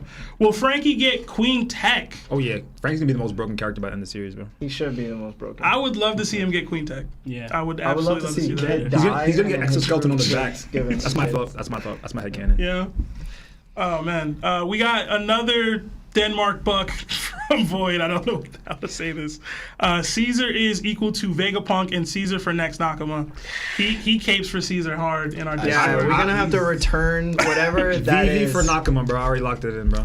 I'm not gonna lie, there was a point where I was fine with Caesar for Nakama. I just thought he would get a redemption arc. Yeah. I Me too. realized I did as well. there was no coming back from the horrible things Was he was this a doing. big thing? Because I wasn't part of the community. Yes. When Caesar came in, Yes. everybody was just like, Straw Hat. It's because of It his wasn't an dynamic. everybody thing. It was a cult following. People had but lost yes. their mind. Yeah. Okay. Listen, you forget how ridiculous people I are. think they needed a scientist. That's why I always wanted them to I don't. join, but Caesar cool. I just needed a redemption arc. That was it. How can you redeem killing kids? killing the smiles. What are we talking Yeah. about? Me and Lana Costa were like, no, he's too evil. Luffy would never ask him to join. That's him. what I was like. This is like, when I yo, heard Kevin about the Spade, Straw yo, Hat thing, I come was back, like, bro. You high. R. Kelly, we Shit, good, you yo. right. Listen, if We they- good, yo. Come be Spider-Man on my little kid's birthday party. When I entered, like, what are we talking about? when I entered bro? the community, that was one of the first things I was like, damn, we allowing anyone to be a Straw Hat. now. Exactly, It's like crazy. exactly. But people want Caribou. I mean, like. Nah, I never wanted that. Come on, that, bro. that never made sense for me. People, Yeah, I love the Caesar- How is Caesar not worse than Caribou? All right, we're not gonna get into that. Next super chat. I'm not. Anyway, we got another $2 super chat from Silver Crown, and it is that www. Oh man, what is? You gotta give me the backstory of that, man. There is no backstory. There's no. I was just as confused too. Oh man. But I love it. We got another £2 from Mr. Bushido. It says Sanji will have Color of the Conqueror. Ussop will have small Color of the Conqueror. And the way makes it's sense. spelled is COC, so it's like Ussop will have small cock, which is funny. Are y'all... I know I'm on- Lawrence is on the fence. I think Larry said no. For I'm Sanji? for it. For Sanji. Sanji definitely getting it. Yeah. Sanji, yeah. So To me, you have to be born with it. That's what Sanji's inconsistent. the You don't have to be born. conqueror. this is the thing that Par brought up is that more people are probably born with it than we realize. They just never unlock it. So that's my viewpoint of it. Most But- people die before. The thing with me is that so Yeah. Sanji and Katakuri are almost like the same character to me. We can talk about it. If Oh San- my guy, yo. If- Mosh gets it, yo. no, he doesn't get it. he gets it. Yo, He he doesn't. gets it. He doesn't get Yo, it, and you don't get it. argued We with have this that dude light the vision on the same- podcast. yo, He's saying this. Come on, bro. Enlighten- Vision. Come on, bro. Yo, your light bulbs need to be changed. I look pretty bright to Yo, me. because Yo. from what I know, I dead. saw Sanji as a kid run away from his family because he I couldn't saw conquer Luffy- his brothers. I saw Luffy crying. But Katakuri saw people beating up, you know what I'm saying? His Yo, sister listen. stood up and was saw like, yo, it's Luffy- not happening ever I saw again. Luffy- Yo, Right. meanwhile, Sanji's sister's the one beating him up. I'm sorry, like he had to run away. Come on, man. I saw Luffy crying. Listen, I'm Come on, not. make no sense. I'm Come not on, getting into this right I now. don't believe in my captain type of nonsense. Oh, Go ahead, man. man. Read the next super chat. You gotta get me Anyway. started, Episode bro. 1029, Luffy ain't too much of a conqueror, is all I'm saying. We saw that Luffy. Anyway, we got another $2 super chat from Silver Crown. Yo, this guy, bro. www. Next one. What is up 'Cause we with gotta that? go, bro. I know. Yo, he's fun. Is I that love it. is that all? No. No, we still got. We got a couple, right? Oh my God. Missing two. Damn, Marv. The voice of Yeah. All right. We got a $5 super chat from Akuma. It says, Thank "Do you think we will ever see Enel again? Larry, don't shut this down right away, please." No. Yeah. Oh, yes, for sure. I think we get Enel. Yeah. That's yeah. hilarious because it's his favorite It's like character. his favorite character. It's my dude. favorite character. He's never coming back. With that cover story. Bro, the cover story literally makes it so he has to come back. Yeah. Clearly, there's Bro, space stuff. Hold on. If we have the amount of time that we have, Yeah. there's no way that he's going to be inserted into the story and be important. He's easily though. No, but he's here's not a Doflamingo. He's not a crocodile. No, but that's the thing. We none of brought those back guys. Crocodile, and we didn't need to, and so now that we brought back Crocodile, Enel's coming back, bro. Yo, But Enel has no significance on the blue and the sea. reason No, he they doesn't bring have. back That's the thing. Crocodile He so doesn't bad. have to. Essentially, you have Burka twice in the same series. You have Burka, the city on the moon, Burka, the city that was destroyed. Enel goes to the moon and not only learns about the history, but also interacts with space pirates who were digging for some reason on the moon. And essentially, we learn that they came down from the moon and inhabited the sky and the blue sea. So essentially, Enel is now in a position where he's a god ruling over nothing. So for keeping Enel on the moon, one, wouldn't make sense. Two, we have connections to the blue sea already with Burka. And three, Enel with El Thor, and I also like the connection with Loki and possibly coming in Elbath. And then we also have the one island that they skipped over, and that was Rajan Island. That was actually the video I just made. I was like, Rajan Island was like the island they were supposed to go to. And essentially that is like Enel's island in a sense, but we can talk about that in dinner. Listen, man. Enel coming back, Larry. I Have got faith. you, bro. Come on, bro. I got you. Larry, we having no faith. I agree with attend- Larry though. It's gonna be hard. I to make it attend the make Church sense. of Enel. Yeah. I've attended many times on a Sunday. He not coming back, bro. Yeah, 3 days later, not happening. Larry doesn't want to get his hopes up, and then I got you, bro. down. No, man, it just doesn't make sense. That's okay. It just bro. We got Rob Lucy twice. I think we get. We got thing everybody. is- Everybody comes back, but Enel. What the Enel viewers was gotta realize is that Larry and left the Gabe. church, but when Enel comes back, Larry's gonna be on the altar. He's gonna become priest. He's gonna shout I'm on gonna the be floating He's down the gonna be aisle, holding bro. Bibles, Throwing water like at people. Kuma. I'm gonna be like, He's gonna be straight baptized. But yeah, we got another $5 super chat from United States of Blurred. If Big Mom turns the do-rag into a homie, it would run away because her hair smells like chicken grease. low key, that sounds like a racist. I'm just gonna point that out. Listen. Go ahead, bro. I think Big Mom keeps it Why clean. would they run away then? Yeah. Anything else? That's it. We got a couple more. We got a super chat from Mr. Bushido, but it's just a devil smiley face. Super sticker. Super sticker. Thank you. And then another one from Mr. Bushido, $2 Well a done, pound. Amber. It says, Shiki is the lurking legend. Yeah. I Next think one. it only makes the most sense to be honest. It's hard because it feels like he's gonna start bringing in non-canon characters like Bullet. You think we were Yeah. on the Bullet Yeah. thing? If the Shiki was to come through, Uta. he should have came through in Wano. That's what I'm saying. I agree Yeah. with that. I'm on the next boat. one. like, Introducing Bakken yeah, and Uta. Shiki's face, and then Scopper should have been at Wano too. So We'll see about Shiki. I would love for Shiki to come back. I know I slander him a lot, but I like Shiki. And then finally, we got a $2 super chat from Akuma. It says, "Go off, Moash. He coming back." Yes, man. And they'll coming back. I don't know why you hating. Anyway, guys, Marv, if you can, hit that sponsor, and then we'll get into phone calls. This episode is sponsored by BetterHelp. Have you been struggling lately? Maybe you're having trouble sleeping, difficulty with a relationship, or just struggling from low self-esteem. Listen, I've been there. We've been there. If so, then today's BetterHelp wants to help you. BetterHelp offers licensed therapists who are trained to listen and help you. Talk to your therapist in a private, online environment at your own convenience. There is a broad range of expertise in BetterHelp's 20,000 plus therapist network that gives you access to help that may not be available in your area. You just fill out a questionnaire, simple as that, to help assess your specific needs. And then you get matched with the therapist in under 48 hours. Then you schedule a secure video and phone sessions. Plus, you can exchange unlimited messages and everything you share is completely confidential. I happened to sign up at one point regarding my confidence issues. Next thing you know, my confidence issues are not issues anymore. I'm doing pretty well in that area. You can request a new therapist at no additional charge anytime. Join the 2 million plus people who have taken charge of their mental health with an experienced BetterHelp therapist. Special offer goes out to all that OnePiece Talk listeners. You get 10% off your first month at betterhelp.com/TOPT. That's BetterHelp, HELP.com/TOPT. Thanks again to BetterHelp for sponsoring this episode. Necessarily need to give us. Yeah. Vegapunk could just do that. That was like my video. I was talking about Vegapunk, Enel, and But what I'm saying, but also it's like Enel was part of an arc that had no ending, essentially. even if it's the most important arc and it gave us the general consensus of what One Piece is going to be about, it necessarily doesn't fit with anything else within the story. Like nothing in there needs to be reintroduced people-wise. I haven't but seen... the ideas within Skypiea is going to be spread throughout the entirety of the story. One hint. So Yarouge as a character is just there. The last time we saw Yarouge on the balloon terminal, we then see Enel's cover story with automatas literally flying to the moon on balloons. But Yarouge's whole thing, we still don't know the name of his devil fruit, which is really interesting. But the one attack we know is Karma... Exposure or something. Or Retribution. It was Retribution. So Yarouge's whole character is tied to Karma. And the very thing we know about Yarouge is that he's Birkin and Enel destroyed Burka. So I just feel as though it makes the most sense that somehow Enel has to get the karma for destroying Burka, or at least make amends for destroying Burka. And that's why it also ties into Vegapunk. I also think Vegapunk is either a Birkin or has ties to Birkins. Because Birkins are highly intelligent the more you look at it.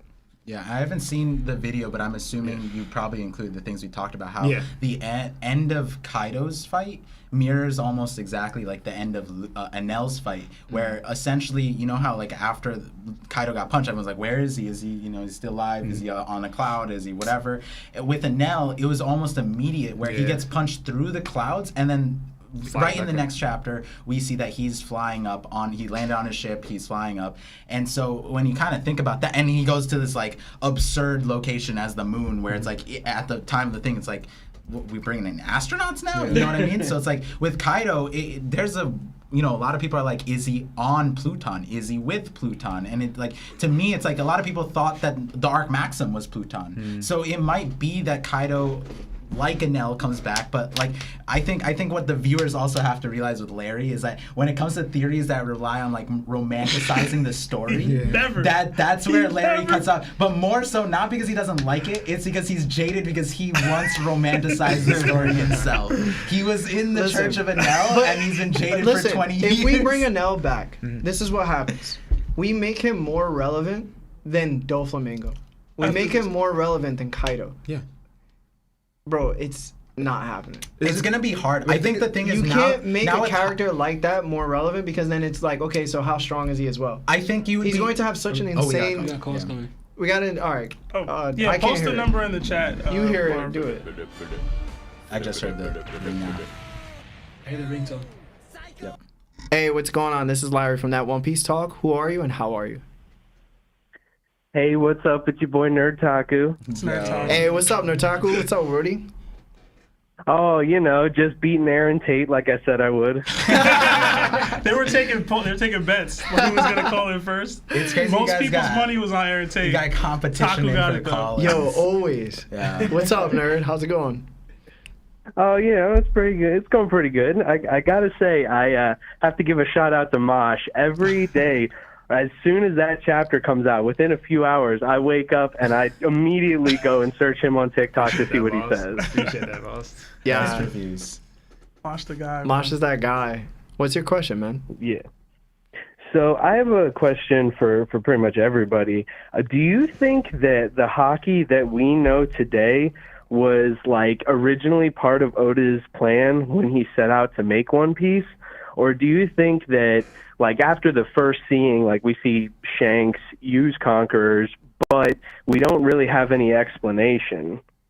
So I'm just wondering if that it was, like, originally part of his plan, or it's something he came up with after to help combat Logias and kind of explain all the stuff that happened in Skypiea and everything else. Moash, go first. I think it's a twofold question, to be honest. The main power system for One Piece is Haki, and he essentially incorporated Devil Fruits in order to create this creative way in order to fight, and that Haki was always going to be later on introduced in the story. And essentially, right now, even after leaving Wano, we still only know the basics. Because now Luffy knows Advanced Conquerors, Advanced Observation, and Advanced Armament. But essentially, moving forward, like now Luffy has an idea of like what all these things can do. So now he's going to branch a little bit further. Now with his Devil Fruit, in order to like imagination, what people would say, he's going to like take his Haki a step further. So Haki was always in its plan. It's just that he didn't want to introduce it until it was actually needed, and that's what we have right now in the arc in Wano. Yeah, I would agree that I would say that Haki was probably the starting point for it, and the context and details that we get out of it, those things could be developed throughout the story, right? It might be that, you know, like Oda's always said, he's been waiting for the last saga because this is what the original design, right? And my question has always been, right, like if you've seen my theories on elemental Haki and Conquerors, and I just talked with Vinland yesterday where it was just like the powers that I'm describing are still like otherworldly compared to what we've known in One Piece. But what we also have to realize is that we haven't seen what Oda had originally planned. We saw the beginning stages, then there was essentially like not filler, but he stretched out, and he come out and said that. And this last saga is the real thing that Oda designed, and we're gonna get that now, and we'll be able to piece together how did Oda get from here to there. And honestly, in my mind, it based off of what I think is coming next, like the peak levels of power, I think it makes more sense that he did stretch it, because I think that you'd run into the situation with Naruto, and not to like spoil things out, but there was a huge power ramp in that show that didn't necessarily need to happen, and that was off-putting towards a lot of people. Whereas in Oda's case, we go from like Marineford, and he's introducing us to Haki, so it's not like in your face all of a sudden you can touch Logias and that kind of thing. Yeah. He always has dropped us into the power structure that he's in, and even when you go to like the interview with he talked about Strong World with Crystal Logship. So I talk about that heavily especially recently. But Oda, in that thing, he said that like, I don't want to put on a concept on the viewers that feels forceful. So that's why he scrapped his first movie and he made Strong World instead. And the concept that he was working with was emotions there. And so when you put that concept into other things in One Piece, it's like, yeah, he didn't want to force Haki down our throats. He didn't want to do all that stuff. He showed us it in chapter 1, and I think he had an end goal, and everything in between is like either development or something to help us learn what Oda had envisioned with Haki.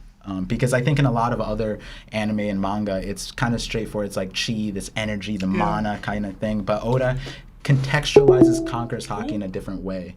I don't think that was NerdTaku. Did Taku leave or that was someone else? Okay. I'm still here. Okay.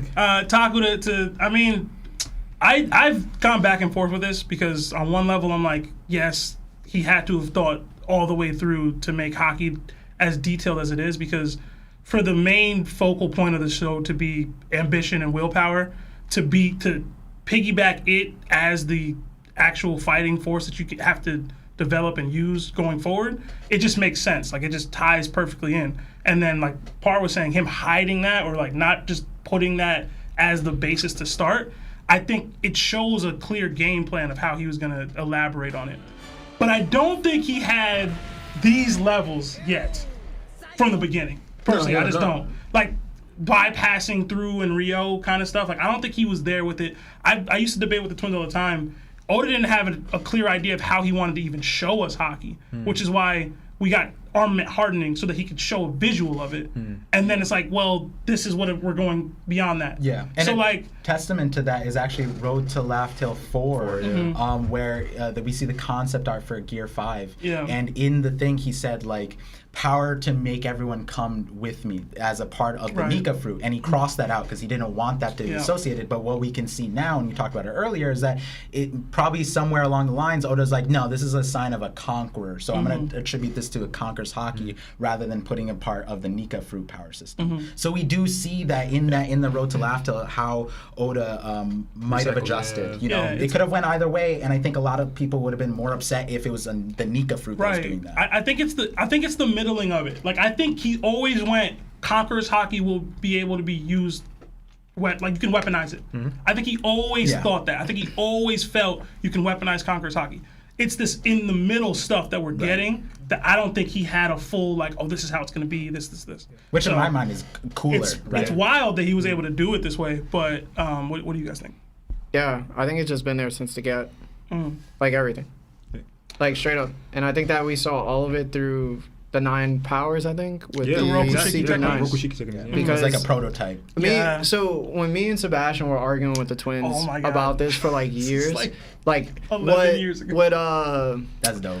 What was it? What's his Lucci when he hit? Rankukan? Yeah, the Rakugan. Rokugan, yeah. We were debating for like, oh my god, it used to go on for hours about if that was Haki or not. And in my opinion, it is. No, I think it's just. It's a training. It's basically just the basic of No, he said basic it. forms of Haki. The only thing I don't think he had down packed was just the coloring. Yeah. That's it. Yeah. can see I that. think It's the still not only down thing. pat. I think that's the only thing. But everything else was there. Like for instance, the Sea King moment with Shanks is the earliest Haki moment that we have in the series. Yeah. How did he find Luffy in the ocean? Observation. Yeah. What happened? He used Conquerors Haki. The only thing we didn't see was armament. But that came later on as the most basic form of Haki because then we seen other people using it earlier in the Dragon show. grabbing smoker. Yeah. Even Zoro so it's cutting like steel potentially. everything has always been there, but has he wanted to give us the full amount of it? No, because then we wouldn't be as interested as we are for this long. Yeah. And that's it for me. I believe he always had it in mind, and he would give us, like, I think, yeah, everyone kind of said it. He'll give us little tidbits of it, little demonstrations. Because also, too, I liked how he did it, too, because it kind of left you in suspense. Where is the show going to go from here? Because, for example, I know for me, when I first saw, later on, when we saw Aokiji, and then even Doflamingo, when I saw Doflamingo stopping the vice admirals and everything, immediately I thought, Luffy's going to fight this person. I just know it. How is he going to beat him? You know, like, how would he be able to do it? Because Luffy would have nothing to do with it. Like, he'll be controlled. We see he's controlling vice admirals, and Luffy, like, he's slowly getting stronger. I go, how will Luffy be able to stop that? How will he be able to beat this person? Doflamingo even controlled Jozu. Yes. And Sanji. Yeah.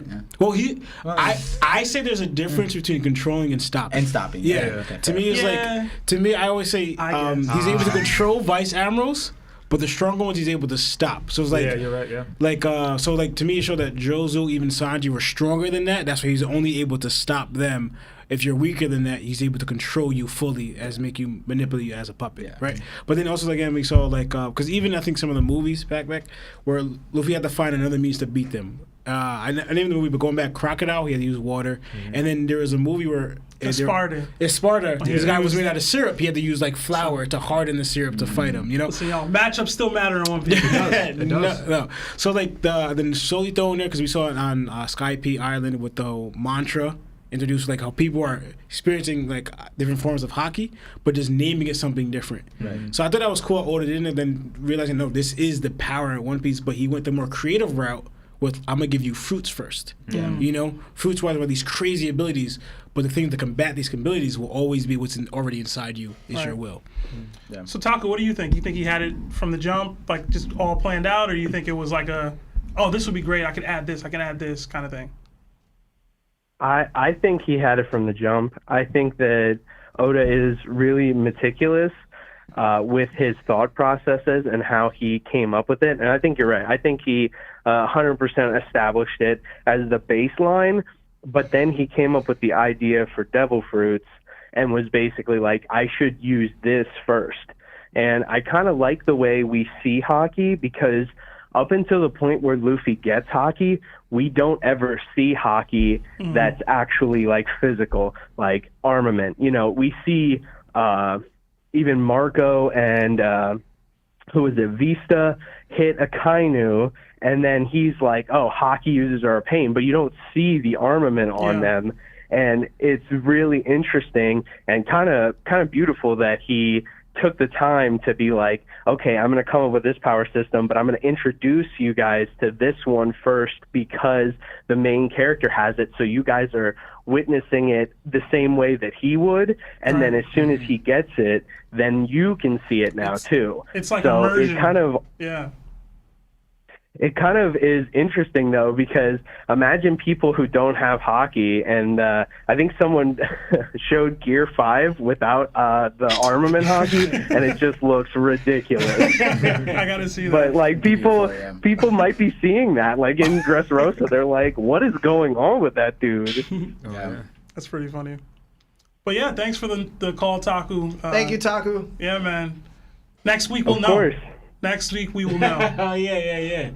Probably. All right, I'll be. You know what? If you don't get a pie in the face, when we go to film Red, I'll wear 2 different outfits so you can pie me. I bet him a pie in the face as to whether Yamato was joining the crew or not. Damn. We should just do it now. I might be getting pie, bro. I might be getting pie. We'll see. That's what I keep saying. We'll see. But thank you so much for the call, man. Yeah, Seriously. thank you, nerd. Yeah, of course. Talk to you later. You guys have a good night. You too. Bye-bye. See ya. Bye. Real quick before we take another call, we got a $5 super chat from Don Coco. It says, "Love the show. Appreciate you, Don. Seriously." Arigato. We got another one. You can do it, Mark. Hey, what's going on? This is Larry from That One Piece Talk. Who are you and how are you? It's Aaron Tate, guys. How's it feel to be number 2? Yeah, today? you slipping, bro. You're gonna Oh hurt no, Aaron's man! feelings, I'm not going down without a fight. It's because it's 7:30. This is when Aaron K would normally call. Yeah, that's true. That's true. We just recently moved to 2-hour episodes. Yeah, I like that part, Vision. I appreciate it. What's up, man? I actually kind of have like a 2-part question if we have time. My first part is I really want Moash to explain why he keeps saying that you don't have to be born a Conquerors.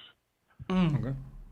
That's on you. So why not? Go ahead, Moash. Go ahead. So Stunt, essentially, a lot of people equate it to the Garp statement saying that, since he's Dragon Son, he should have it. But to me, I believe a lot of the times, like, your ambition doesn't start when you're a kid. And a lot of the time, people tie it to ambition, king qualities. But at the same time, we don't see those qualities in the kid. Yes, we saw it with Zoro, but we didn't see it until later on, after he went to the village, after he started fighting Kuina. We didn't see it with Luffy until after he met Ace, Sabo, and Ace and Sabo.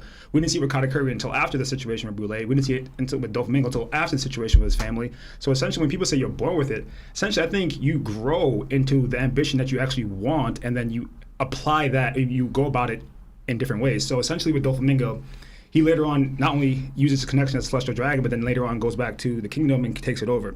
With Luffy, he later on he meets Shanks, and then he becomes this great pirate. With Ace, yes, he's made his own pirate crew, but at the same time, he still bowed the knee to Whitebeard and actually joined his crew. And with Katakuri, essentially, and I always tie this to Sanji, so Katakuri's Conquerors Haki is basically tied to how he wants to protect his family. But essentially, everything that Sanji did was the same way. He did everything on Hokigan because he wanted to protect Zeph.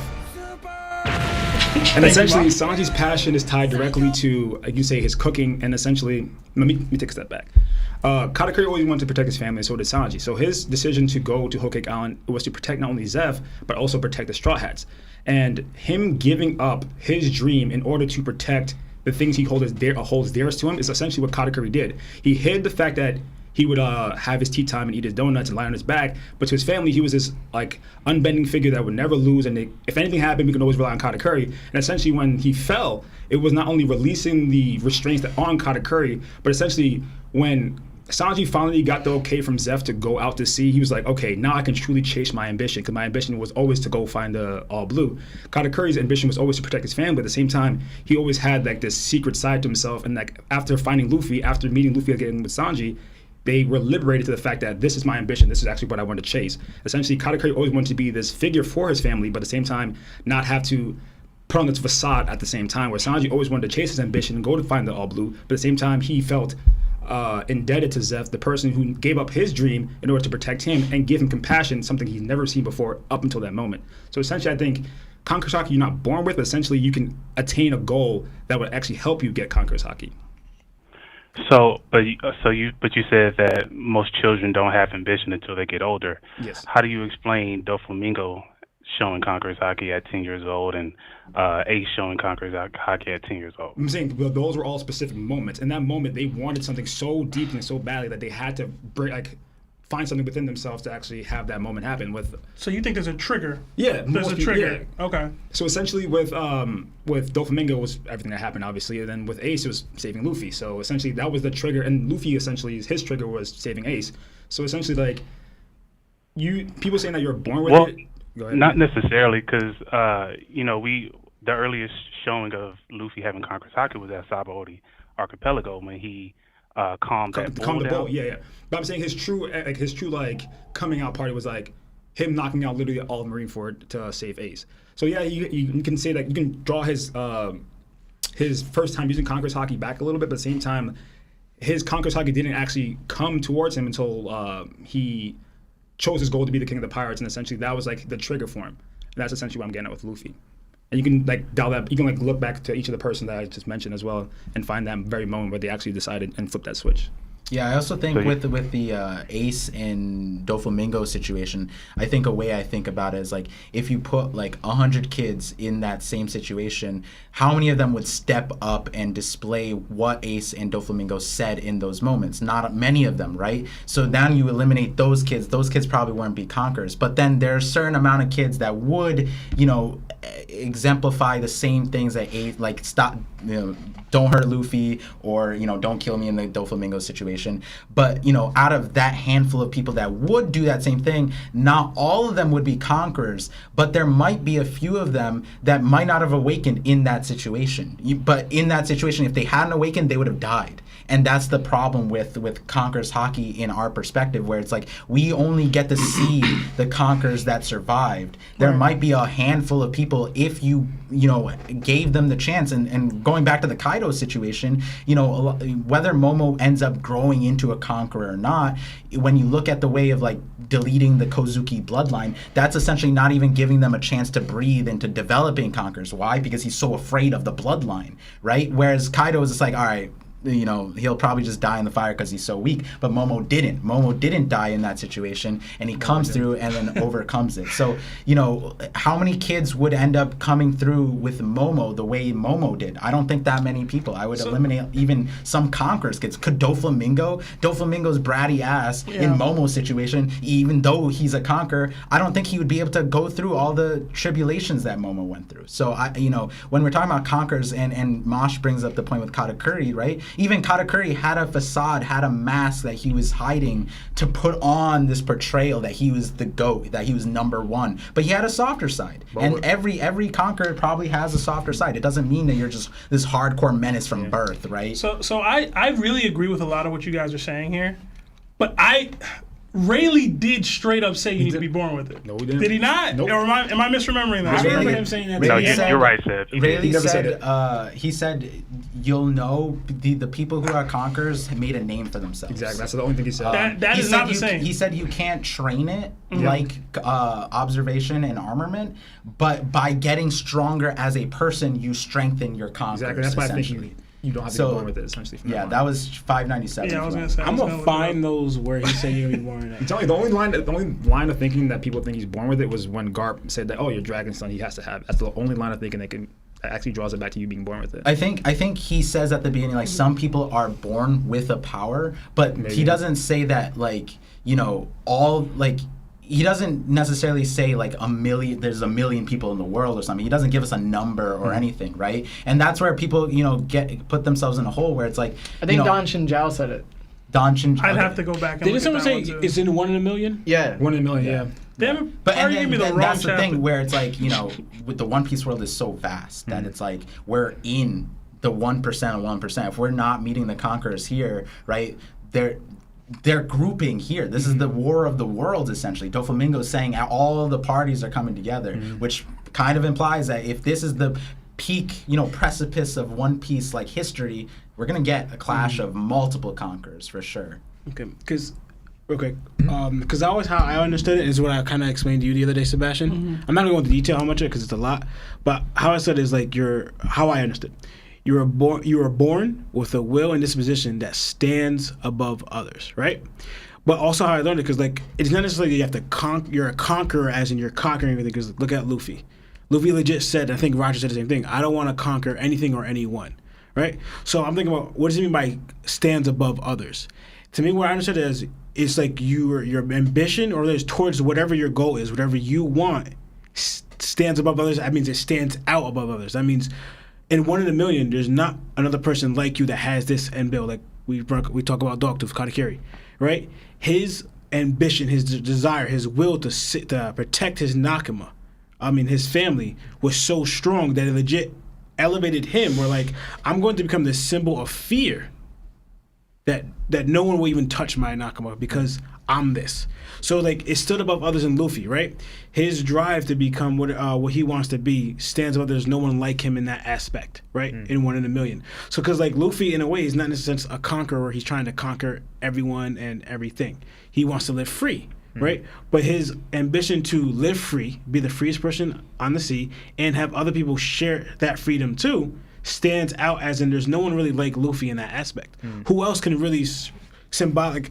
Luffy became the symbolic of freedom because there's no one else like him in that aspect, right? So what I believe is that you're born with this one, but as they really what they said was like you grow with it because it grows stronger as you're going through life. Because, like for example, Zoro didn't know that he was right, but that drive, because it wasn't his ambition isn't to stop at being the world's greatest swordsman. He also said he wanted to become so strong that even the heavens have to acknowledge his strength and know his name. Yeah. Right.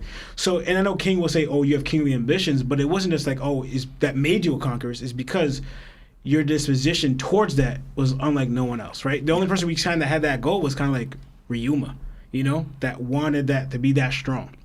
Right. So I'm thinking that your conquerors is your ambition stands out as in it stands out that there's no one really like you in 1 in a million. Right. Yeah. It would take one person to have that disposition so strong towards your own personal feeling towards whatever. Yeah. Whitebeard, his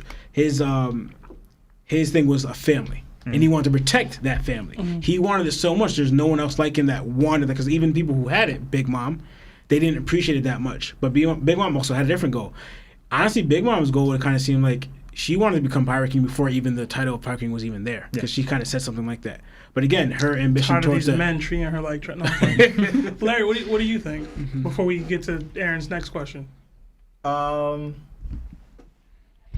do want to clarify after though. I don't know, man. I mean, Conquerors Haki is I just feel like, I think you could develop it, but the same way like the Nika fruit guided itself to Luffy. Like it had to have like Luffy himself had to have a specific will before he even developed his will. So that in itself just says that there's a will there that Luffy was born with that, the Nika fruit needed in order to be at its absolute best. Yeah. So in my opinion, you have to be born with some type of Conquerors Haki. But depends how far you can go with it. And there are some Conquerors that ended up dying. And I 100% agree with that. Like, had to. But they would have had to been conquered by another Conquerors Haki user, in my opinion. Or just clipped at birth. Or clipped when they're super old. Because I believe Sanji could just beat Don Chinjao and just kill him. Yeah, and right now a big example is, and I told this to BDA too, is it's like I could make an argument, and I was reminiscing on this the first episode I came on, I said Nami could have Conquerors. But in the Brago, Brago, I was saying that all Straw Hats, could be argued to have it, and some of them would be more of a stretch than others. It depends on how Oda...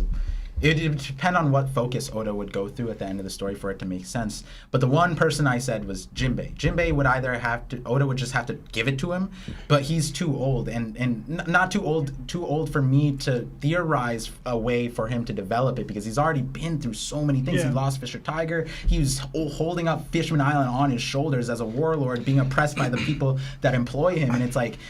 so many different chances Jinbei could have been a conqueror, and if he does, that's on Oda's, however he displays it. But what I would say I keep coming across these really powerful quotes in One Piece, and so I think this is in Act 2. This is in Act 2. It was, is it better to die standing or live kneeling? And I think that quote is so powerful, because a conqueror will always, no matter what, choose die standing. They will to stand above others. They will stand no matter what, and they won't live if it requires them to kneel. And I think that is the important thing, that there's lots of people that, in the system of One Piece that even standing is so difficult, but if you give them the moment, the window to stand, those are the characters that we follow through. Yeah. When we gave Momo the chance to rise up, he stood up. He stood up every single time, right? I think that's the important part. When you look back at these Conquer kids, for example, they're put in a situation where it's either die standing or live kneeling, and they chose die standing. They were going to stand no matter what. And I think that's how we have to, there's probably a lot of more Conquerors that needed a little bit of a boost. We see Luffy giving people an opportunity to stand.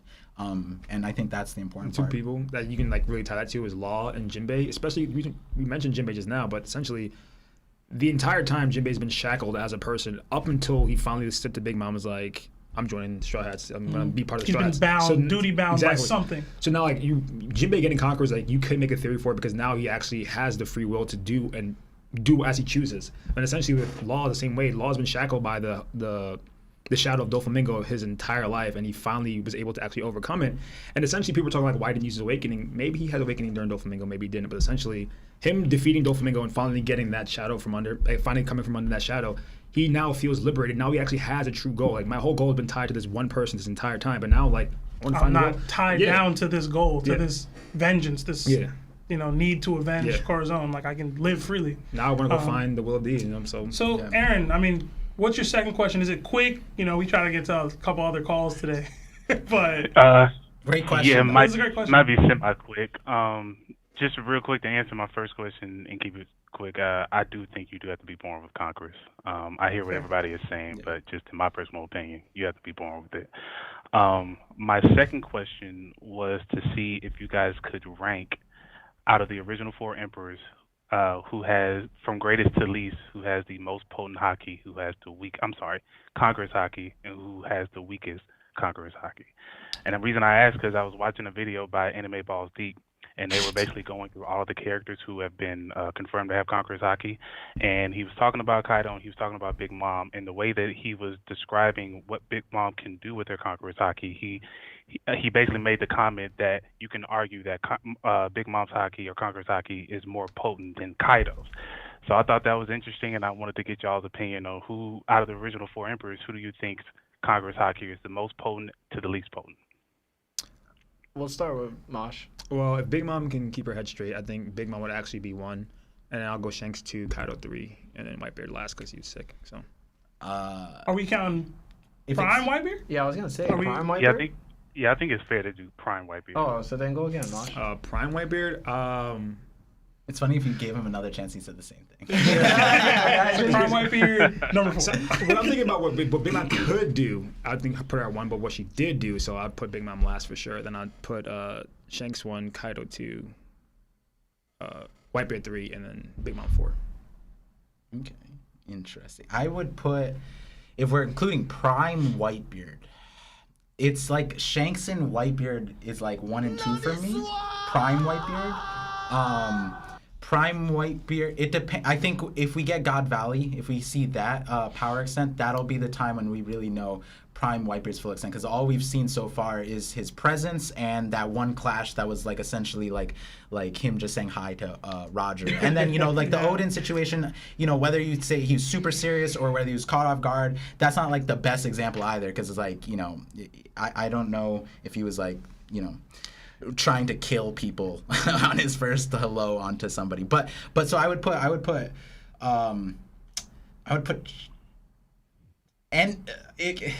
Shanks that we're gonna see in the last saga, then Prime Whitebeard, because I do think that we're gonna see powers that exceed the old, and then I'd put Kaido then Big Mom, which is Big Mom could be so broken, bro. I hate it. She can be, but at this point, Bold number 1.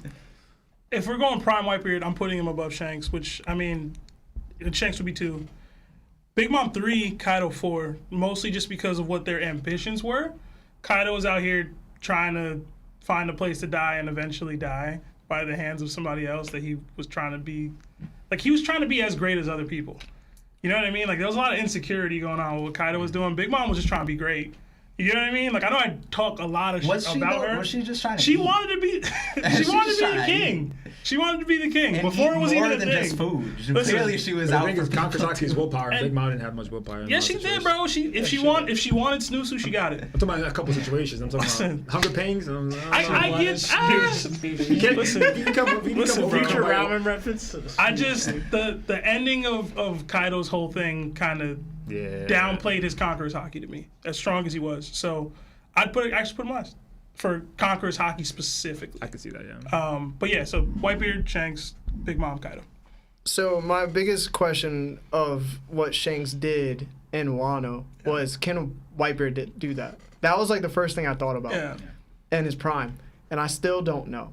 Yeah. So I think God Valley would be the time. So my list is probably the same as Par's. I would say Shanks 1, Prime Whitebeard 2. I want to say Big Mom would be 3, but because she was just written into the ground so badly, I have to, narratively, if I'm speaking, I would have to put Kaido above her. But if she wasn't, I think it's Big Mom. She has the ambition to become Pirate King or Pirate Queen, and Kaido's, like Sebastian said, he wanted to off himself. So I'm not saying that people that think that way or don't have kingly ambitions, because if anything, they have too big of a kingly ambition, because there's, obviously a misstep in their perception of themselves, which means that they think of themselves so much greater than how they feel. Yeah, than reality. Yeah. So I would think that Big Mom and Kaido would be tied, but I would say Big Mom should have had the bigger Conquerors, Haki, amongst the both of them. But it would be Shanks, Prime, Whitebeard, Kaido, and then Big Mom. What about you, Long? And I'm kind of agreeing with Par and what Larry said and how I would rank them, because you already know how I've been, from what I've been saying for a while now, from what I've been seeing with Shanks, at his Haki level. So I'll just keep it short. Shanks, Prime Whitebeard, and I take Kaido over Big Mom, because also the to me, utilization of your Haki was kind of important. Big Mom barely even used it. Yeah. She used it maybe once. But I do want to say this, though, Lawrence. When they tried to assassinate Kaido and they tried to assassinate Big Mom's Conquerors Haki saved her life. Kaido just got stabbed up. No, see, that is true. But the thing is, Big Mom didn't even realize she was being assassinated. And then she let it out out of her own. She let it out of emotion instead of like, oh, I'm going to use it to block this attack. Where Kaido's just like, this is not going to kill me anyway. Why not let it hit me? I also think with Big Mom and Kaido, I feel like their characters in terms of like power scaling is really difficult, because the point that we see them in their life, they're both like not washed up, but they're like jaded. They are jaded. They are jaded. If we being real, Big Mom put Law and Kid down, bro. And then she was like, all right, I'm done. Let me go help Kaido. And then she got pieced up in this game. Yeah. Like, they do have these ambitions to see things, but then they're also just like, Kaido wants to die, and then Big Mom just wants to eat. So it's like, they're like 80 years old, and they're just like, I'm done with it. Aaron, what's your list before we let you go? Yeah, I think when it comes to Big Mom, she probably has the least amount of control over her Conquerors than all of them, but potentially the most damaging. Yeah, what we've seen her do with hers, Shanks is able to do, but with more control. So I would put Shanks number one. I'm willing to give Whitebeard the benefit of the doubt, so I'll put him number two. Like I said, I think even though Kaido has the most control over his versus Big Mom, I think just sheer potential for Big Mom, I think I would put her number three and then Kaido last. That's see you, bro. I see you, boy. See you, boy. Just for the audio bit to include this, because I'm going to do this on my channel, but I was thinking, like, you know how Kaido's commanders are calamities? Mm-hmm. It'd be... Don't hurt me. It'd be crazy if Big Mom was put under as a commander, because she would be Mother Nature.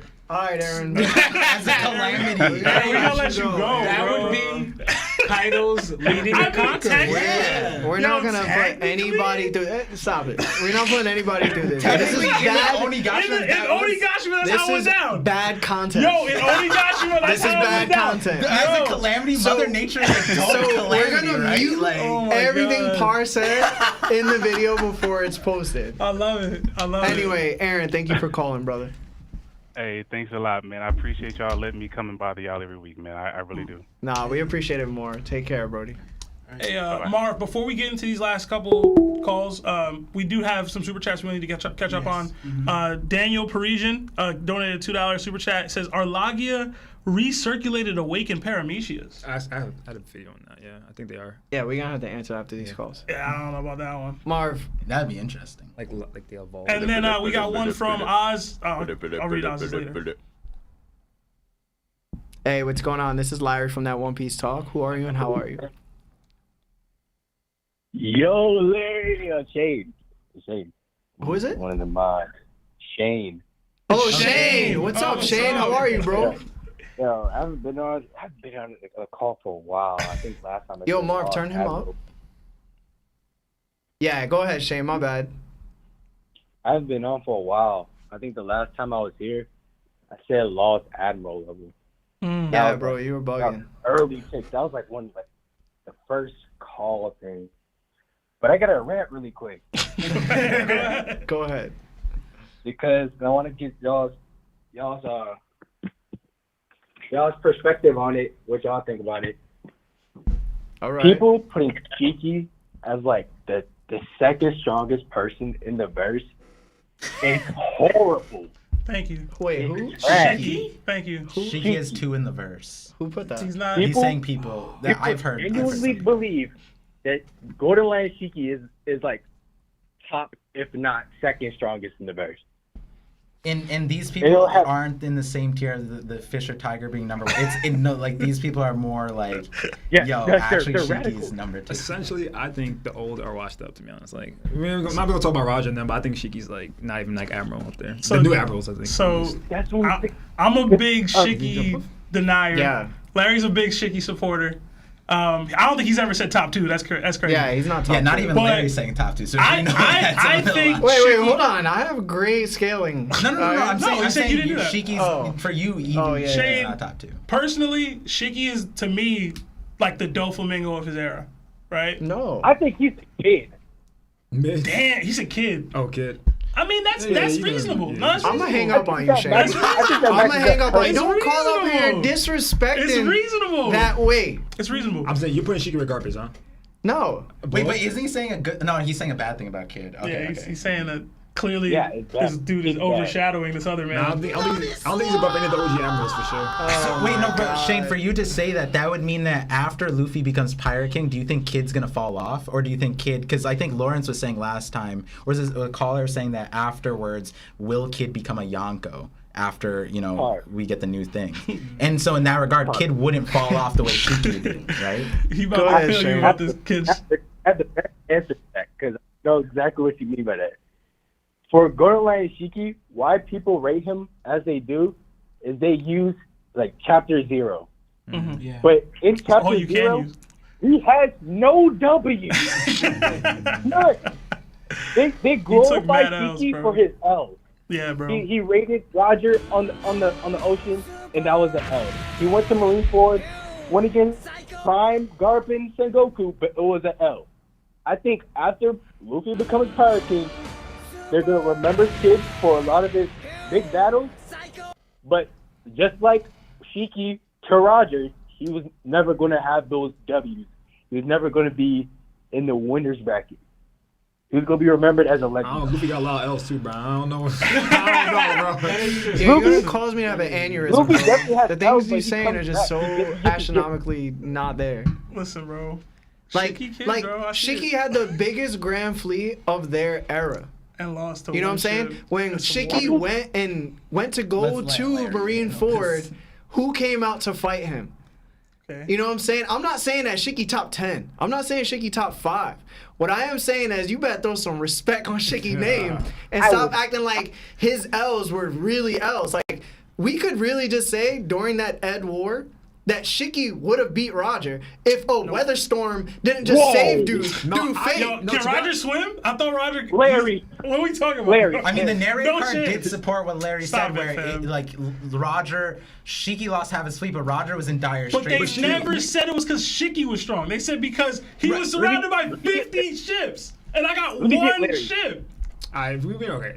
You're almost, but what you're saying is almost like he's tantamount to Buggy, where Buggy's No, not doing stuff. I think he's right? strong. No, but I think he's strong. I think what Larry's point is more so, yeah, he has L's, but it matters who the L's were too. No, right no, there against It Garden. only mattered for him with Shiki because Kid got L's to just Yonkos. yeah. Only No, Yonkos. Only Yonkos. The Kid is a mob and Shiki's a monster. Every time we see the Rocks Pirates in their silhouettes, who's there? Shiki. in the Exactly. background. Okay, so when we see On the the- Yes, when because they the- talk wait, time out, about time them, out. they say In- he's in- an in awesome the future, right? Hold When on. they see the silhouettes of the supernovas. Yo, you We're guys gonna are see. you guys are We're so gonna see. We're gonna see King. so Yo, disrespectful, we're here. bro. We're in At the end of the day, present. we're not saying top 10. We're not saying top 5. Like the idiots that are saying top 2, that's stupid. What I am saying is that needs respect. is respected. Oh, yeah. And Yeah. everybody should Respect. respect him and not put him at kid level. Kid too. How is Kid not Respect respected? Kid. Yo, Shiki's stronger than Marco, bro. If you respect the Shiki, you respect Kid. That's all I'm saying. No, we're not fight here. respecting Kid. He don't do nothing. They're both in the same They realm. both They're both in the take same L's. realm. We don't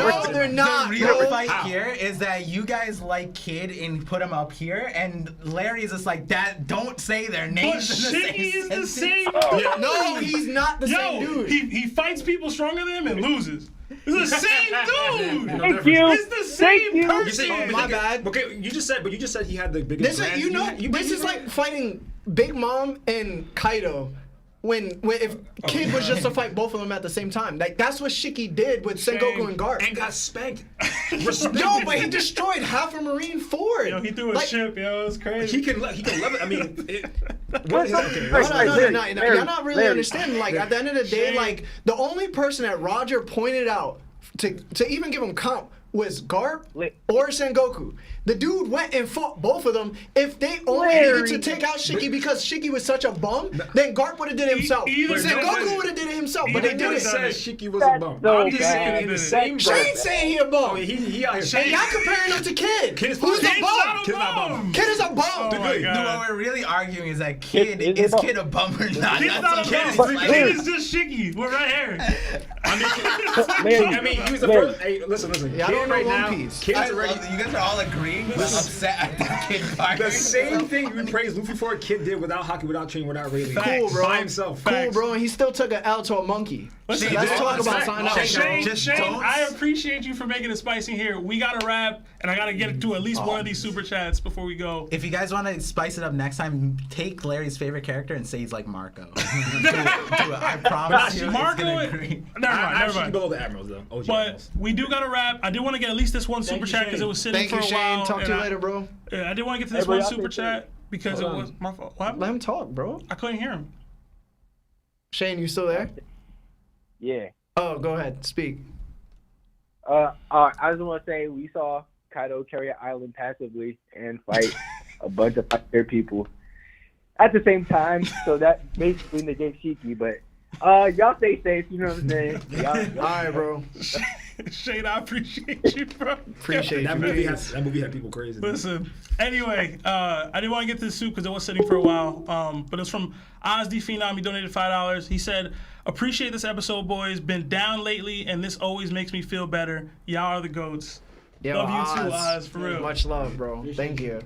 Hope you feel better. Yeah, there's some more super chats. There's definitely some So more I don't know if soups. we'd be able to talk about them. Yeah, I can read them. We can't speak to them. We got I'm one sure from they'll be brought up in future episodes. Yeah, we got one from KJ. Says, in this new saga we are in, what are the flashbacks do you think will come first? Zoro's, Kaido's, or Rock's? Well, answer that First. next episode, KJ. Yeah, but we got one hot take from Serial $2 Super Chat. It says, current Blackbeard can solo all the admirals. That is the worst take I've heard all day. Yo, take your money back. Oh, man. Keys were claps. And then one more from $5 from Rise Visuals. I didn't even realize y'all were live. Love the content. We need to see Larry's reaction to Buggy's Conquerors Haki the moment, whatever it is. That's not happening. All right. Anyway, Stop. everybody, thank you for the likes. I'm gonna pass the floor to our guests, and then we're gonna end the show. So, Moash, the floor is yours, brother. Tell them where they can find you. Tell them where they can get your content. Just tell them everything about you and all that stuff. MoashDMC. Station in Connecticut. Probably shouldn't have said that on the line, but I moved to New York. You can find me on TikTok and YouTube, MoashDMC, and Twitter, MoashDMC. One Piece, Black Clover, but mainly One Piece. Yeah, that's pretty much it. Yeah. All right, and then Par, as usual. Yeah, before Moash ends his bit, let me just add into it, where if you guys aren't on TikTok yet, even though that One Piece talk is, and I am there too, if you aren't, definitely get introduced to TikTok through Moash's channel. If One Piece, like, I'm telling you, there's someone who called in and said that that's the first thing that they listen to. Yeah, and the way I started was the same way. Moash was his reviews. I was like, yo, I want to do this. I want to talk to Moash. I want to, be a part of the community. So, shouts to Moash. much love. Everyone go both. sub, go follow. He has a YouTube too. He doesn't shout it out, but he posts it every single day this Yeah, week. he posts Yes, every he single did. day. Crazy, Yes, he did. crazy. So, for me, Part Vision, my main channel. So the main thing is I've been delaying a lot of videos for the collaborations, and I'm so glad I was able to do it. And the tour ends here, so now I got a bunch of videos stockpiled, backlogged. It's in the works. I think it's Pluton Elemental, Conquerors Haki, Void Century, then a Big Mom video, and then a Shanks video because Vinland wanted me to do another one. So we got all that, and then the main thing that's happening right now is my chapter reviews is on a podcast. So when you see my chapter reactions, I put the link in for it. So that's my biggest thing. Other than that, if you enjoyed seeing me here, I have streams where I stream 3 times a week. So much love to everyone here because they come in and support. Much love to the chat. Thank you guys for having me, and thank you chat for all the awesome calls and super chats. Yeah. Yeah. And No, see, my segue was terrible. but Used to this. anyway, thank you, Moash. Thank you, Par. Episode 61 in the books. If you guys want, please join the Discords. I'm going to put the links in the description of this video to find Moash and to also find Par on all their socials. And I will do that after we get back home from dinner. So other than that, I just want to say thank you again. Arigato for sticking with us. And this is that One Piece talk. Jana!